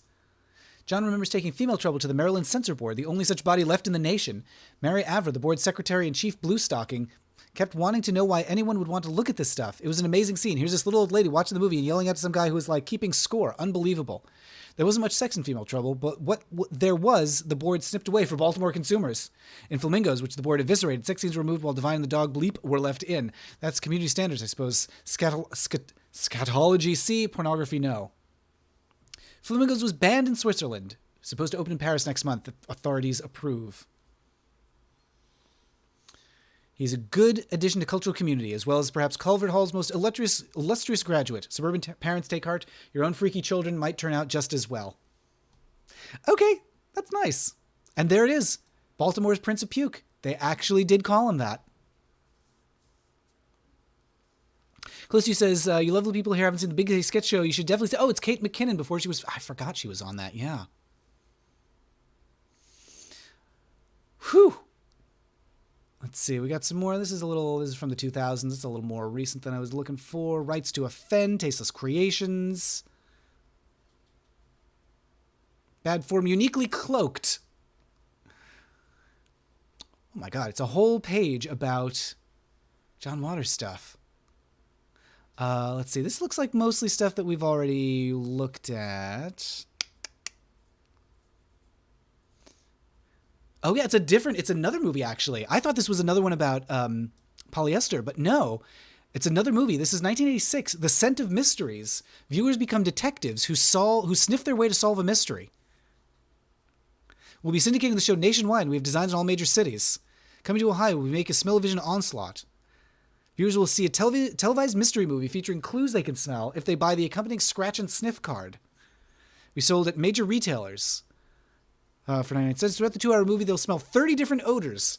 It won't stink up the room. Individual smell packets will last up to 1 year. Wanting more personalized form of advice, we'll get it from a character who introduces the movie, a big-nosed Inspector Clue-Nose. Television distribution of the movie is new. The film appeared in movie theaters in Chicago, New York City in 1959. Created by Hans Loeb and Michael Todd. Stars Denholm Elliott and Peter Lorre. Odors were piped into the theaters and exhaust fans were supposed to clear the theater after each smell was emitted. It was a real stinker, he says. The fragrances would overlap and it was awful. Wow, this is so weird. So they just bought this old movie and then sold little scratch and sniff cards to try to reuse it. The Scent of Mystery. I'm just curious. What remains of that? 1960 mystery film. The first to use smell-o-vision system to release odors at points in the film's plot. Yeah, look at that. Inglorious smell-o-vision.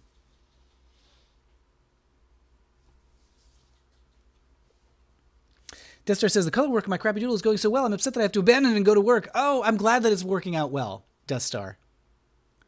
DJ says, yeah, this is a re-release of the original Smell-O-Vision. Close to you says, John Waters is truly an icon, the unique person we definitely need more of these kinds of people in these troubled times. Harper is screenshotting them to look at later because they're so interesting. Yeah, aren't they amazing? Hot for John Waters. How about a date?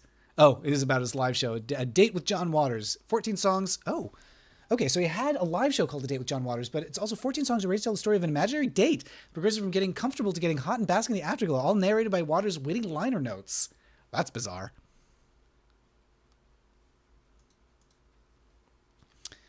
We looked at that one already. We'll look at that one. Now, why did this come? Oh, this is fascinating. Wait, this is an article from 2000. Nope, from 93.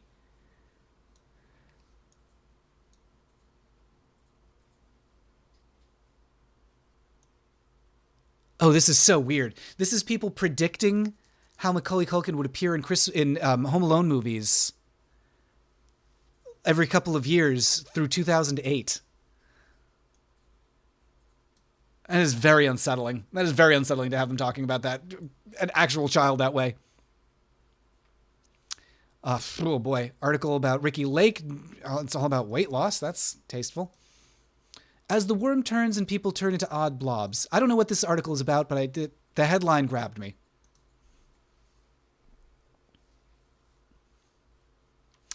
Why did this come up? I think this might have been one of those. Yeah, I don't see anything John Waters in here. I think this is one of those ones that came up in a search, but had like text that it recognized incorrectly. Because I don't see anything John Waters about this one. I like the headline. Celebrating 9 decades in lavender with Quentin Crisp. Lives in a kitchenless rooming house in the East Village that features communal bathrooms and no front door buzzer. If you phone me from that terrible...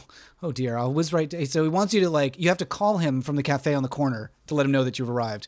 When I get to the sidewalk, I will jump up and down. That's how you'll recognize me.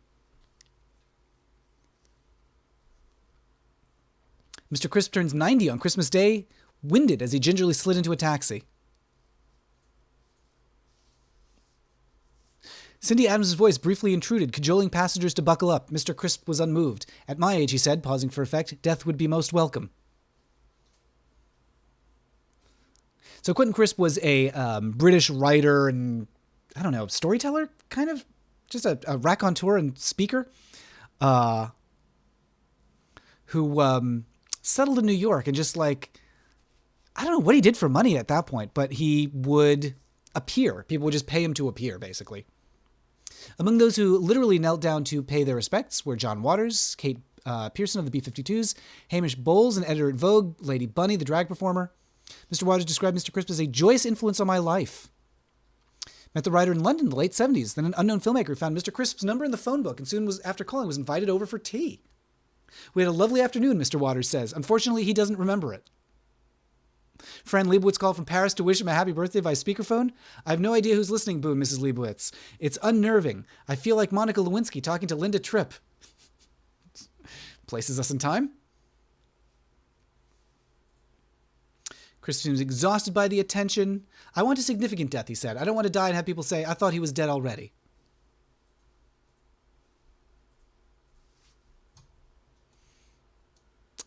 Well, good for him. Notes on fashion. Let's see. Everyone has something to say last week. There's John Waters, the director of Polyester's new book, Shock Value, has just been published, saying the best way to understand anyone is to look at his shoes. And that's the only mention of him in there. All right. This hideous earring. There's a little article about fashion that they decided to illustrate with a extremely grotesque earring. Looks like a jaguar clinging to a sex toy. Remember to hydrate. It's close to you. Thank you very much. Oh, and Harper says, do you save your old streams? I do, but usually I set them to unlisted because otherwise they kind of clog up the channel. But I'm looking into seeing if there's a good way to like create a playlist for them while also keeping them unlisted. To the cardinal rule of taste is there are no rules. I think this is just going to be, there's a passing mention of John Waters. Consider John Waters, the filmmaker long acknowledged as an avatar of bad taste. Films from the 60s and 70s were models of genuine, old-fashioned bad taste, full of scatological humor. Inside joke for people who saw beauty in things commonly considered louche or disgusting. Today he's channeled his brilliantly twisted sensibility into a series of film still collages sold at trendy art galleries. And this is from 99.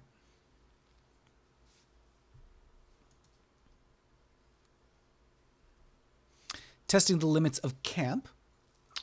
Okay, there's a one-man show about campiness. We'll skip over that. Why is everyone laughing? Oh, if it's ghastly, why is everyone laughing? Oh, this is an article about the movie Happiness that just fleetingly mentions John Waters. This is what it tends to be in the New York Times, I'll say. Like, very briefly does John Waters get a mention in here. Usually it's when he's being compared to something else.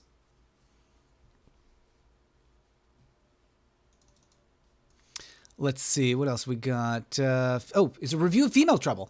Okay, I was just saying, they don't talk about him, but here they are. They're going to talk about it. Let's see what they say. When at the age of 16 or so, Dawn Davenport doesn't get the cha-cha heels she wants for Christmas. She wraps the Christmas tree around Mom's neck, tells Dad he knows what he can do with himself, and stalks out of the house and is quite happily... Oh, dear. It's an upsetting opening. A lot of people would say that Dawn goes from bad to worse, but it's just one of the dozens of often predictable reversals in Female Trouble that Dawn sees herself as going from good to better, finally winding up in the electric chair for murder, an occasion she proudly describes as page 1 of my life. Female Trouble is regional camp of a very limited appeal, a movie that celebrates tackiness in a way that was revolutionary and sometimes very funny in the 60s when Andy Warhol and Paul Morrissey did it. Now it seems almost provincial, though I realize that too could be interpreted as a plus by people who are willing to work very hard to rationalize small laughs. Divine, who looks like a hippo in drag even when he's not in drag, may not be an untalented comedian, though it's impossible to tell in the movie in which the second-rateness of everything is the point. In the Warhol-Morrissey films such as Trash and Women in Revolt, the wit and idiosyncrasies of the performers had the effect of reversing the reversal, so the films were funnier and more serious than immediately apparent. Mr. Waters' actors work hard to achieve some of the same quality, but with one exception they never achieve it. The exception is an actress named Mink Stoll, who occasionally displays a fine madness as Dawn's 14-year-old daughter, who doesn't look a day less than 30. So, not a good review. Harper says, I have to go and want to watch this later. Thanks for the stream. You can also, I have a link to it on Twitter. You can always watch it through that link. Griffin is here. Hello, Griffin. Hope you're doing well. Thanks for popping in. I am doing well. How are you? Female Trouble rated X. Does it say rated X? I missed that at the top.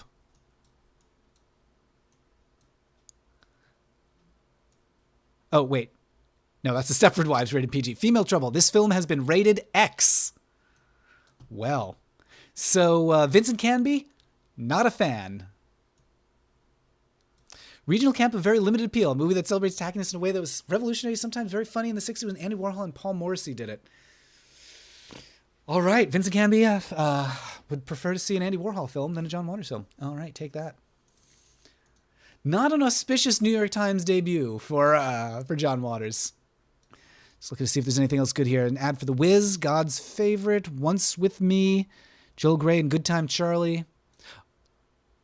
Could do for homosexuality what Hair did for freedom. No, what Hair did for hippiedom. Lovers. Mail orders. Wait, what? Mail orders accepted. Is this... Is this a play? This is a play. Oh, I thought this was a film. All right, it's a play called Lovers at the Players Theater. I was like, why are they, mail orders for what? For movie tickets? It's Godspell, of course, pretzels. Oh, I can't believe I missed this. Holy shit. So look at what we've got here. We've got 3 top shows reserved now. This is an ad for a little-known Broadway show from the 70s. This is real, called Let My People Come. Oh my goodness, an ad? It's an ad for Let My People Come at the Village Gate. Great songs. There's some great songs in Let My People... It is absolutely... This is a real show. It's kind of like a rip-off of Hair. It's a musical about sex culture of the 1970s. Very, very rare to see an ad for it in the wild because it did not last long. Playing with Charles Pierce, about whom I have a video on my channel. Charles Pierce at Top of the Gate, and Tommy Tune appearing. All at the Village Gate at Bleecker Street. How about that? 3 top shows. Let My People Come, Charles Pierce, and Tommy Tune. What a triple threat. A Lurking Gru has a soundtrack to Let My People Come. I have no shame. It is appalling. There's a song called I'm Gay, and you can find it on YouTube. It is... It's atrocious. It is just absolutely atrocious. So anyway, I did an interview. I did an episode of Series of Paris where I interviewed somebody who went to see it with a priest. The family priest, who in hindsight, this person I interviewed said was definitely gay, took this young teen to see Let My People Come, I don't know if it was off-Broadway or off or whatever, but obscure enough that, oh my God, here's an ad for it down here. A sexual musical, Let My People Come. Music and lyrics by Earl Wilson Jr. Phone reservation for tonight's performance. Original cast album on Libra Records. A sexual musical. I'm sorry. That's such a weird way to describe anything, but I'm delighted that it exists. All right, I'm gonna just take a little snip of this. I don't know what I'm gonna do with that, but I wanna hang on to that little ad for Let My People Come. A sexual musical.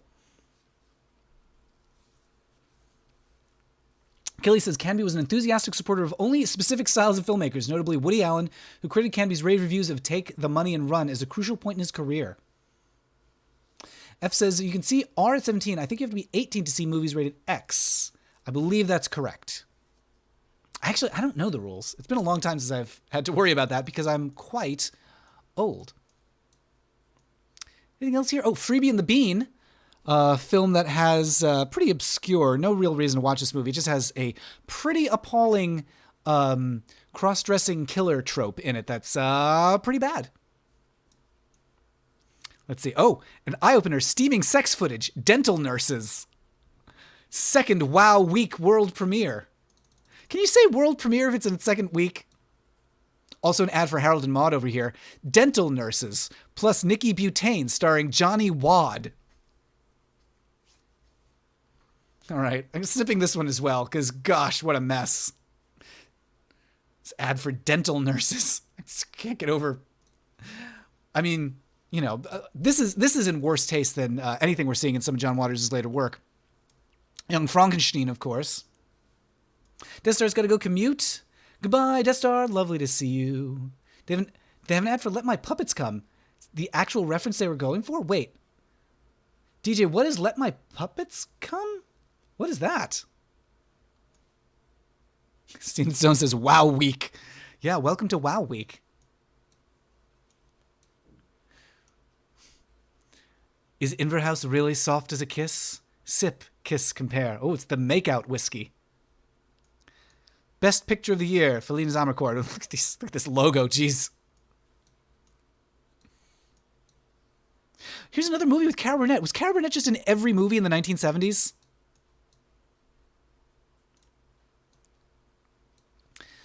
Janice, a film. All right. The Stepford Wives over there. Shampoo, Your Hairdresser Does It Better. Airport 1975. X Was Never Like This, Emmanuel. Fantastic Hero. Oh, 2 big action hits. Fantastic Heroes with Bruised Angels. Deep Throat with adults. Wait, what does this say? Oh, here's an ad for Female Trouble. Look at that. From Saliva Films Incorporated, a division of New Line Cinema Corporation. Did Saliva Films, did they just create a division just for John Waters stuff so they wouldn't have to put their name on it? I think it probably is John Waters It says Saliva Films, a division of New Line Cinema. No, I understand, but didn't he start Saliva? Like, isn't that just his thing?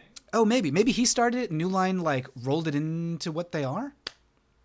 Let My Puppets Come is a Gerard Damiano porn film starring puppets. The title is, in fact, a reference to this obscure musical. Came out the same year as The Muppet Show.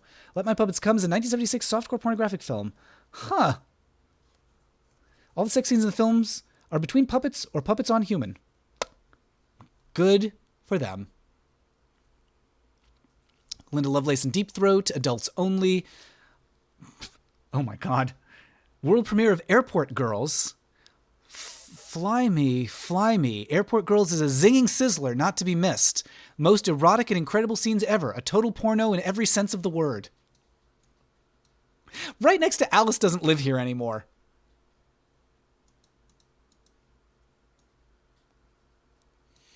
Earthquake, Dustin Hoffman and Lenny. Monkey Business right there. Coconut's Monkey Business.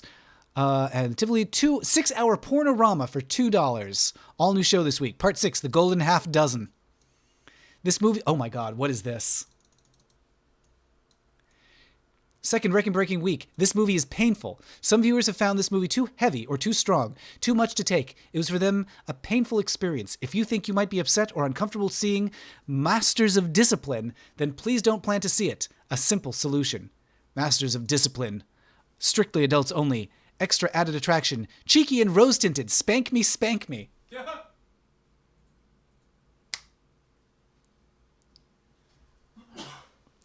Cheeky and rose-tinted, spank me, spank me. Yeah, DJ says, the 70s, everybody.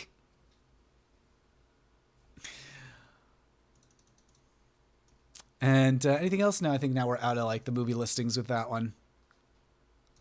Just curious, if we skip ahead just a little bit here. Yeah, and then we're into the classifieds that are just a mess. Just a mess.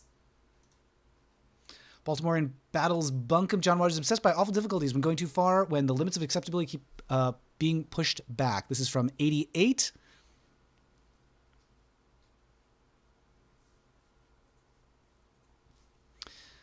Box office success of his film Hairspray. Significant Waters made his reputation by dealing in bad taste amidst a crackpot. You can always think of ways to offend. I don't know. Oh, this is a review, I guess, of...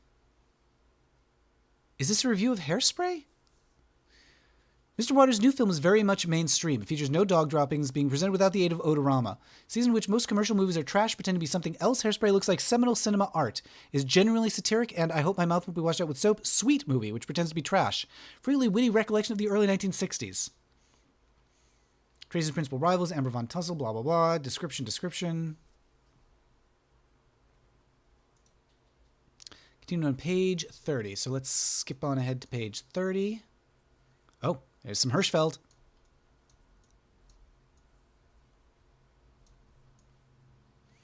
John Waters Bunkum. Edna's a great, cheerful, eye-boggling cartoon. Even when her diet pills are wearing off, she's forever patient with her difficult daughter. One of the film's funny sequences take place in the Hefty Hideaway. Divine, the icon of cinema, John Waters died suddenly last week in Hollywood just as a singular talent was being widely recognized. Mr. Waters is a genuinely funny man. He's an invigorating film critic. His essay on Jean-Luc Godard's Hail Mary and Crackpot is one of the most perceptive reviews yet written about that curious movie. He's equally articulate about the films of Marguerite Duras, blah, blah, blah. Advisement. Adores the tacky life on screen, loathes it in real life, is represented by, among other things, the waiter says, "Hi, my name is Bill, can I help you?" His response, "I came here to eat, not to make friends. Just give me eggs and bacon and hold a biography."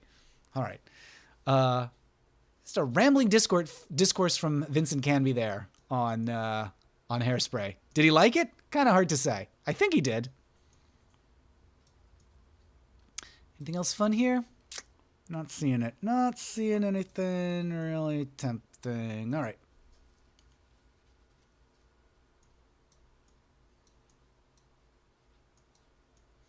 Yeah, we're moving into this is I think 88s, and the things are a little more polished in the movie pages. The ads here are not quite so exciting and raunchy. They all look like they all look expensive.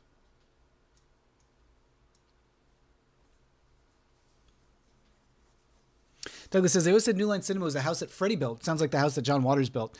Well, they work together. Oh, darn cam, like your laugh, James.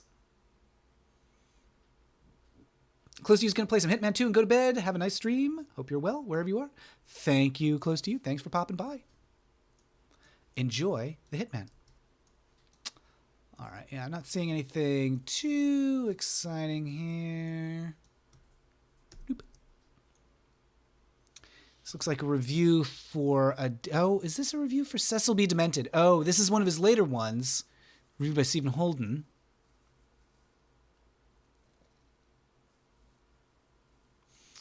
Yeah, okay, so just a kind of a mild review of Cecil B. Demented. Came out in 2000.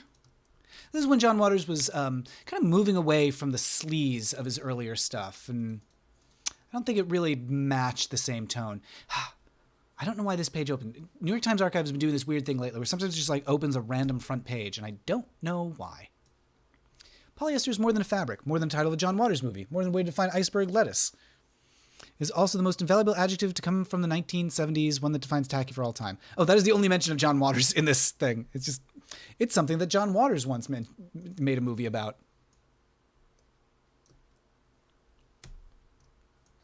You know it when you see it, and you're seeing it more. 12 signs that pornography is becoming more mainstream. When is this from? 92. Tracy Lords, former star of X-rated films, appears in Crybaby. Zalman King, director of softcore films like Wild Orchids, begins filming his first Showtime series, Red Shoe Diaries. Jeff Stryker, porn star on the runways.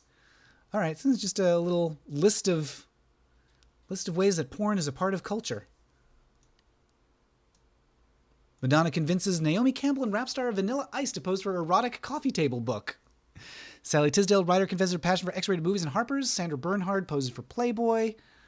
Tracy, these things all seem so mild now.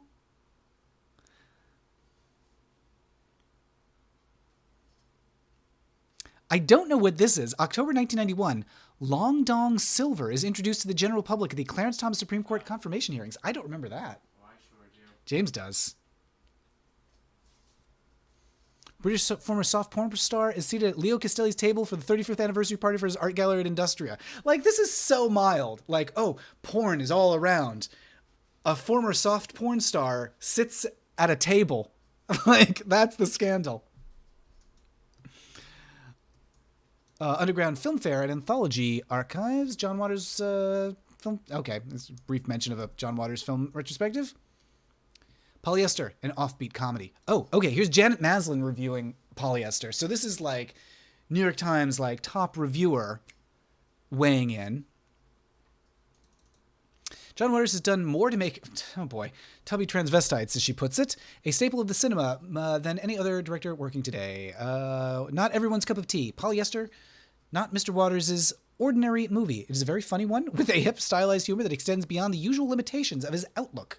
The comic vision is so controlled and steady that Mr. Waters need not rely so heavily on the grotesque touches. Here's one that can just as well be shown in the daytime.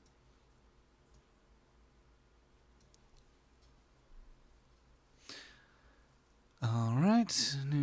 Mr. Waters' casting of Cuddles is indicative of his comic method.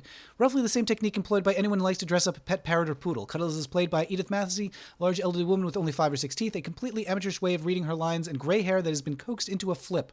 Mr. Waters simply dressed Miss Massey in kilts, circle pins, monogram blouses, or riding clothes, then has her exclaim, "God, I wish I lived in Connecticut." This kind of send-up lends itself to loudishness, but Mr. Waters handles it brightly enough to give it a distinctive wit. He peppers the film with more conventional sight gags, as when he has the nuns at a home for unwed mothers ordering the girls to go on a hayride in the middle of the night in a rainstorm. Divine presiding over most of this brings considerable sweetness to the role of Francine. Mr. Hunter's endearing, playing a man who runs an art house drive-in, one with champagne and caviar at the restaurant and refreshment stand. One of the numerous things that makes Polyester fun is odorama. At 10 different points in the movie, a number flashes on the screen and the viewer can consult a card that carries the appropriate smell, skunk say, or sneakers. Deborah Harry contributes perhaps the first set of song lyrics to contain the phrase French provincial. Is that the whole review? It is. That is the whole... It feels like it got cut off in the middle, but that's the whole review. I think she liked it. She calls it hip and stylized, so okay. Mr. Barrel Queen says it's amazing how many reviews harp on about weight. It is, isn't it? GQ says porn became part of the culture in 92 because Clinton stopped prosecuting filmmakers. Oh, like Bush and Reagan administration did. That would not surprise me. What else we got here? We got reviews for some theater stuff, old, new, borrowed, and bluesy. The Butler did it, a new comedy thriller, Turkish folk dance ensemble. Oh, he's mad, he's bad, and he's busting loose. It's a precursor to the Cruella tagline. A movie called Caveman starring Ringo Starr and Shelley Long? Have you ever heard of this, James? Which one? Caveman starring Ringo Starr and Shelley Long and Dennis Quaid. That I'm not familiar with from the Shelley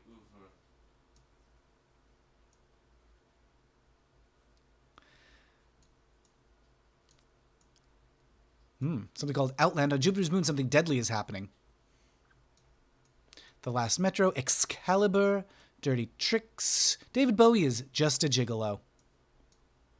Happy Birthday to Me, Voyage en Douce. I sent a letter to my love. It's so weird. Like, you've got these like art films here.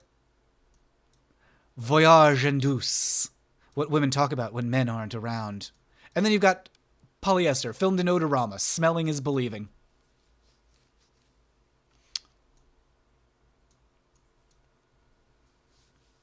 Mr. Real Queen saw that in theaters. Mr. T-Bone says it's a decent movie. Really? I've never heard of it. Where'd it go? Caveman. The Origins of Man and the Origins of Slapstick. Yikes. A prehistoric animal house. Not really selling me, I gotta say. Let's see. We got John Waters' style. When is this? 2000. Maestro of Bad Taste revisits the dream palaces of his youth. Oh, this is a thing about his photo book. Is this? Yeah, this is another one of those random front pages. King of Trash holds court. Let's see. Oh, this is like just a few scenes from John Waters signing his book, I think, or maybe signing movies. Signed 25th anniversary video editions of Pink Flamingos. Brought souvenirs to sign, old movies, dog-eared copies of his book, a rubber chicken, a martini glass, cans of hairspray. One young supplicant asked Mr. Waters to sign a picture of Divine he had painted. It was my high school art project, he said. The teacher gave me 100. Oh, yeah, someone let Drew and Glenn of Gayest Episode know about that Shelley Long movie. Yes, it's part of the oeuvre. Kelly Papin, Caveman was not a box office success. Cold.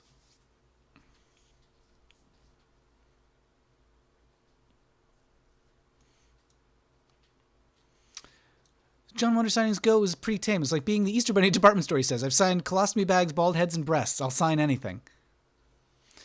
Being genuinely offensive was becoming more and more difficult. Everything is hip these days, he sighed. I have a children's festival of drag films at Lincoln Center. It's also faux low. With his final flourish, he drew a water-style pencil mustache on the Divine backdrop and made his exit.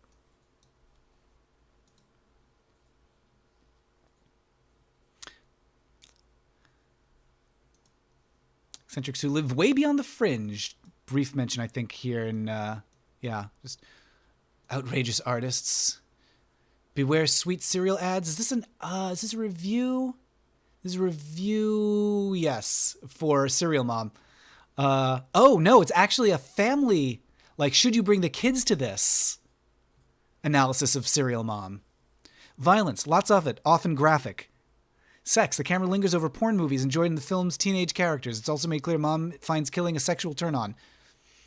Profanity, Mom enjoys making obscene phone calls. Children whose parents confuse this with clean-cut comedy will be impressed by Mom's very colorful language. For which children?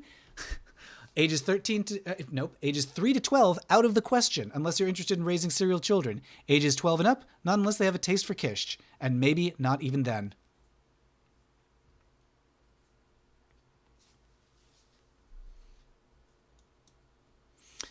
Snapping away, but it's a review of Pecker. That was again like in his period where it was like not quite as trashy as it used to be.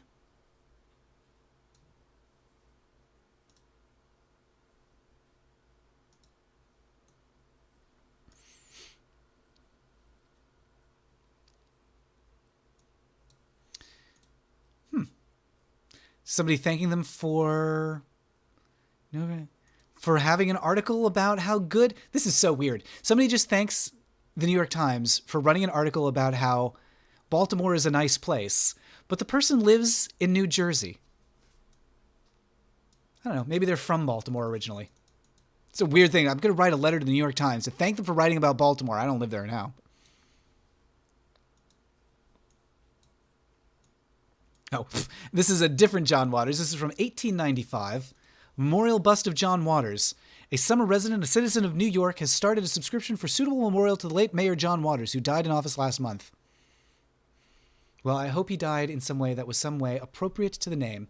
Oh, yes. Here's a different, not the right John Waters. Clamor's body found. John Waters, Tidewater character, was college bred. Body of John Waters, 50, looks like 59 years old. A clamor who has been missing from his camp here since Wednesday. Found today at low tide at Cold Spring. Drowned when he fell out of his rowboat. Inquest will be held. He'd been a clamor for many years. A college graduate, was once well-to-do. He was very fond of dogs, and often 4 or 5 of them about his camp. Eesh. 1926. People from New Jersey are heavily into Baltimore, says Not Animal Tested, I guess. Hank says, good morning, yes, good morning, Baltimore, indeed. Good morning from that letter to Baltimore. Here's the review of Crybaby.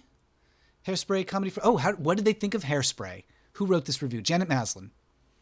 Concept of smell-o-vision never really took hold in America. It's nearly a reality in Hairspray. It's almost possible to sniff the huge clouds of poison they spray onto their teased, empty heads. Hairspray opens today at Lowe's. Goofy director, assiduously doing the mashed potatoes, his kid's most thoughtful endeavor. Its own brand of hair-raising fun. This isn't a film that depends on plot. All it's about is the rise to glory of Tracy Turnblad, a cheerful, overweight, bubbly teen. Again, focusing on the weight. Well, I guess that's what the movie's about, too. Divine barges through the film in a house dress and pin curls, looking something like a wildly dressed refrigerator, sounding a lot more amusing. Divine has another smaller role as a bigoted man who runs a television station. One of the film's preoccupations with the incipient civil rights movement. Tracy eventually leading a campaign to help integrate the Corny Collins show. Mr. Watts' general facetiousness. Facetiousness creates an odd mood in which to air these issues that this aspect of the story simply misfires.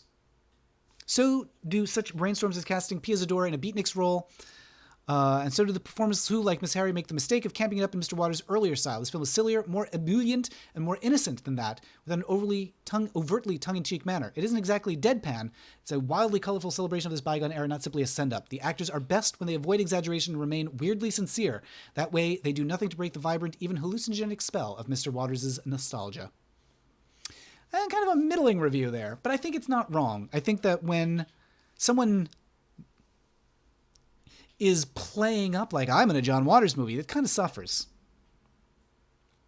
That is a terrible obit title. He went to college. Was that actually the title of the obit?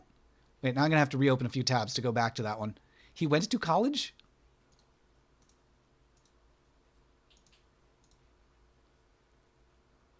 Oh, no, that wasn't the actual title, but still, was college bred. It's just a weird way to phrase it. Don't write an obit for me if that's all you have to say.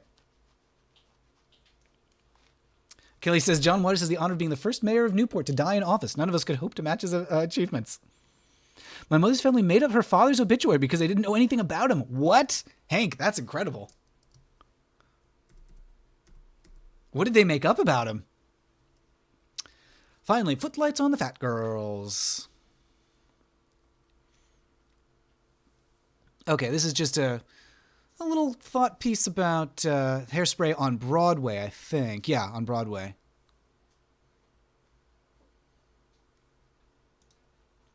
John Waters cavorts in the mainstream.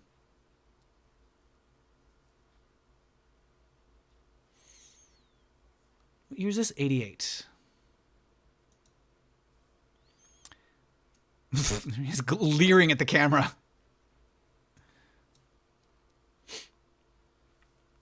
I knew this is one of Hairspray. It says, I wanted one of the few obsessions I ever had that would be palatable to movie executives. The difference is that I don't have that rage now. It would be insane to have that rage at 41. I'd be a jerk.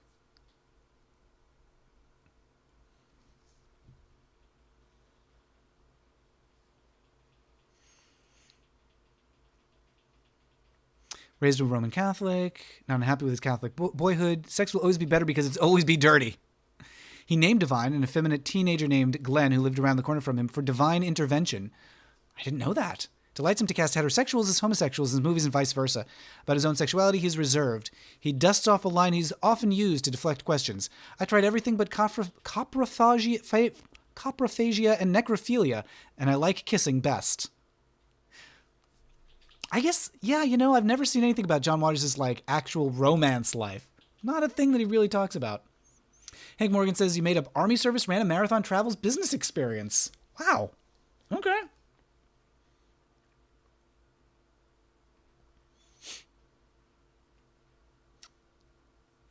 He says, how are my ideas dangerous to anybody? If I didn't make movies, I can't imagine how that stuff would have come out. I'd have been a criminal lawyer or a crime reporter.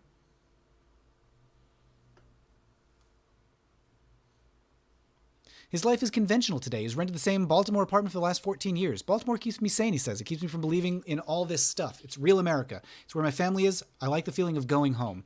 He writes from 7 a.m. to noon, 5 days a week, and he spent a diligent 7 months getting the rights to the 60 songs he uses in the $2.7 million Hairspray. His ideas have remained resolutely unconventional. He made the following unacceptable suggestion for advertising Hairspray. The hair was perfect, but the world was a mess. The family that sprays together stays together. Those are fine. They're not the most grabby slogans. Hairspray is a less dangerous calling card than Pink Flamingos. He's been approached by studios to direct other people's scripts. If I were to direct other people's visions, I might as well get a job at my father's company, he says. He makes a detour to drop his laundry off at the neighborhood cleaners. He is now, as he has characterized himself, sort of famous. Pink Flamingos has been screened at the Museum of Modern Art, and he is demanded as a college lecturer. But he adds, in America, famous and notorious are almost the same thing.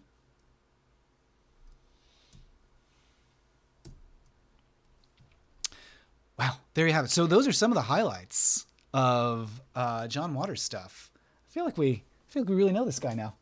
All right.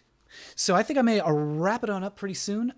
Everybody, thank you, as always, for joining me for this fascinating dance through the archives. What a delight to be able to spend these weekends with you. I love doing these streams, and thank you again, everybody, for the tips. Thank you for all the folks who make these streams possible, because I could not do this without you. Rezel says, how do you get these older papers? They are, so I have a subscription, basically. So I subscribe to some archives. I've got the New York Times machine here. I've also got newspapers.com. So, spend a little money to subscribe to stuff, and I want to share the discoveries with you. Let me switch my camera over here. Just camera, transition that. Doug says, thank you, Matt. Love you all. Thank you so much. Yeah, and so join me for the next one. We're doing these on Saturdays, so come back again for whatever. And, send me suggestions if there's stuff that you want to see me do some archive hunts for. I always love to get your suggestions for stuff, so definitely come spend some time with me. Come spend some time with me on the streams, and then between them, send me your suggestions for what you'd like to see me look at. And join me over on Twitch. I'm doing streams on Mondays, Wednesdays, and Fridays. 5 p.m. Pacific to 9-ish, and we play some laid-back, chill-out video games. Lately, we've been playing Valheim. Just started that one. It's kind of you're a Viking, and you get to build a house for yourself. You build a whole settlement. You can play. I'm thinking about opening it up so we can play with friends, so we can have people from the stream come in and play along with us. So head over to twitch.tv/MattBaum to check out those. I hope to see you some weekend or evening coming up soon. And of course, for more of my stuff, head over to Patreon, patreon.com/MattBaum. I've got lots and lots of rewards for backers over there. Tomer says, thank you, Matt. Love when you talk about films. Mr. Bitter Old Queen redeems squats. You got to remember. So I've got rewards set up on Twitch where viewers can spend channel points, which you get as you watch, you accumulate points. And you can spend the points to make me do little exercises. Oh, and Brian, thank you for one more tip. Have an interesting Saturday, Matt. Oh, thanks for an interesting Saturday, Matt. Have a great weekend, everyone. I am so grateful to you. Brian, thank you again for the tips. I'm so thankful. I don't know what to say. I'm so thankful. That's all. That's all I can say. Thank you. Rizzle says Twitch. Yes, Twitch, video game streaming site and just chatting site, really. Twitch.tv/MattBaum. There's a link in the description for that. Gek says, wait, that was a Twitter, not Twitch. Oh, Gek, I think the links don't actually work when chatters. I can't figure out how to make people like admins, but here, I'm going to put a link in the chat itself, twitch.tv/MattBaum. So here is the link to me over on Twitch, so you can join me there. Jillian says, thanks for the fun. That was fun. We'll be giggling about Hermit for the rest of the day. So weird, right? That was in the ad. It was in the ad copy. Miss Piggy and Hermit. What?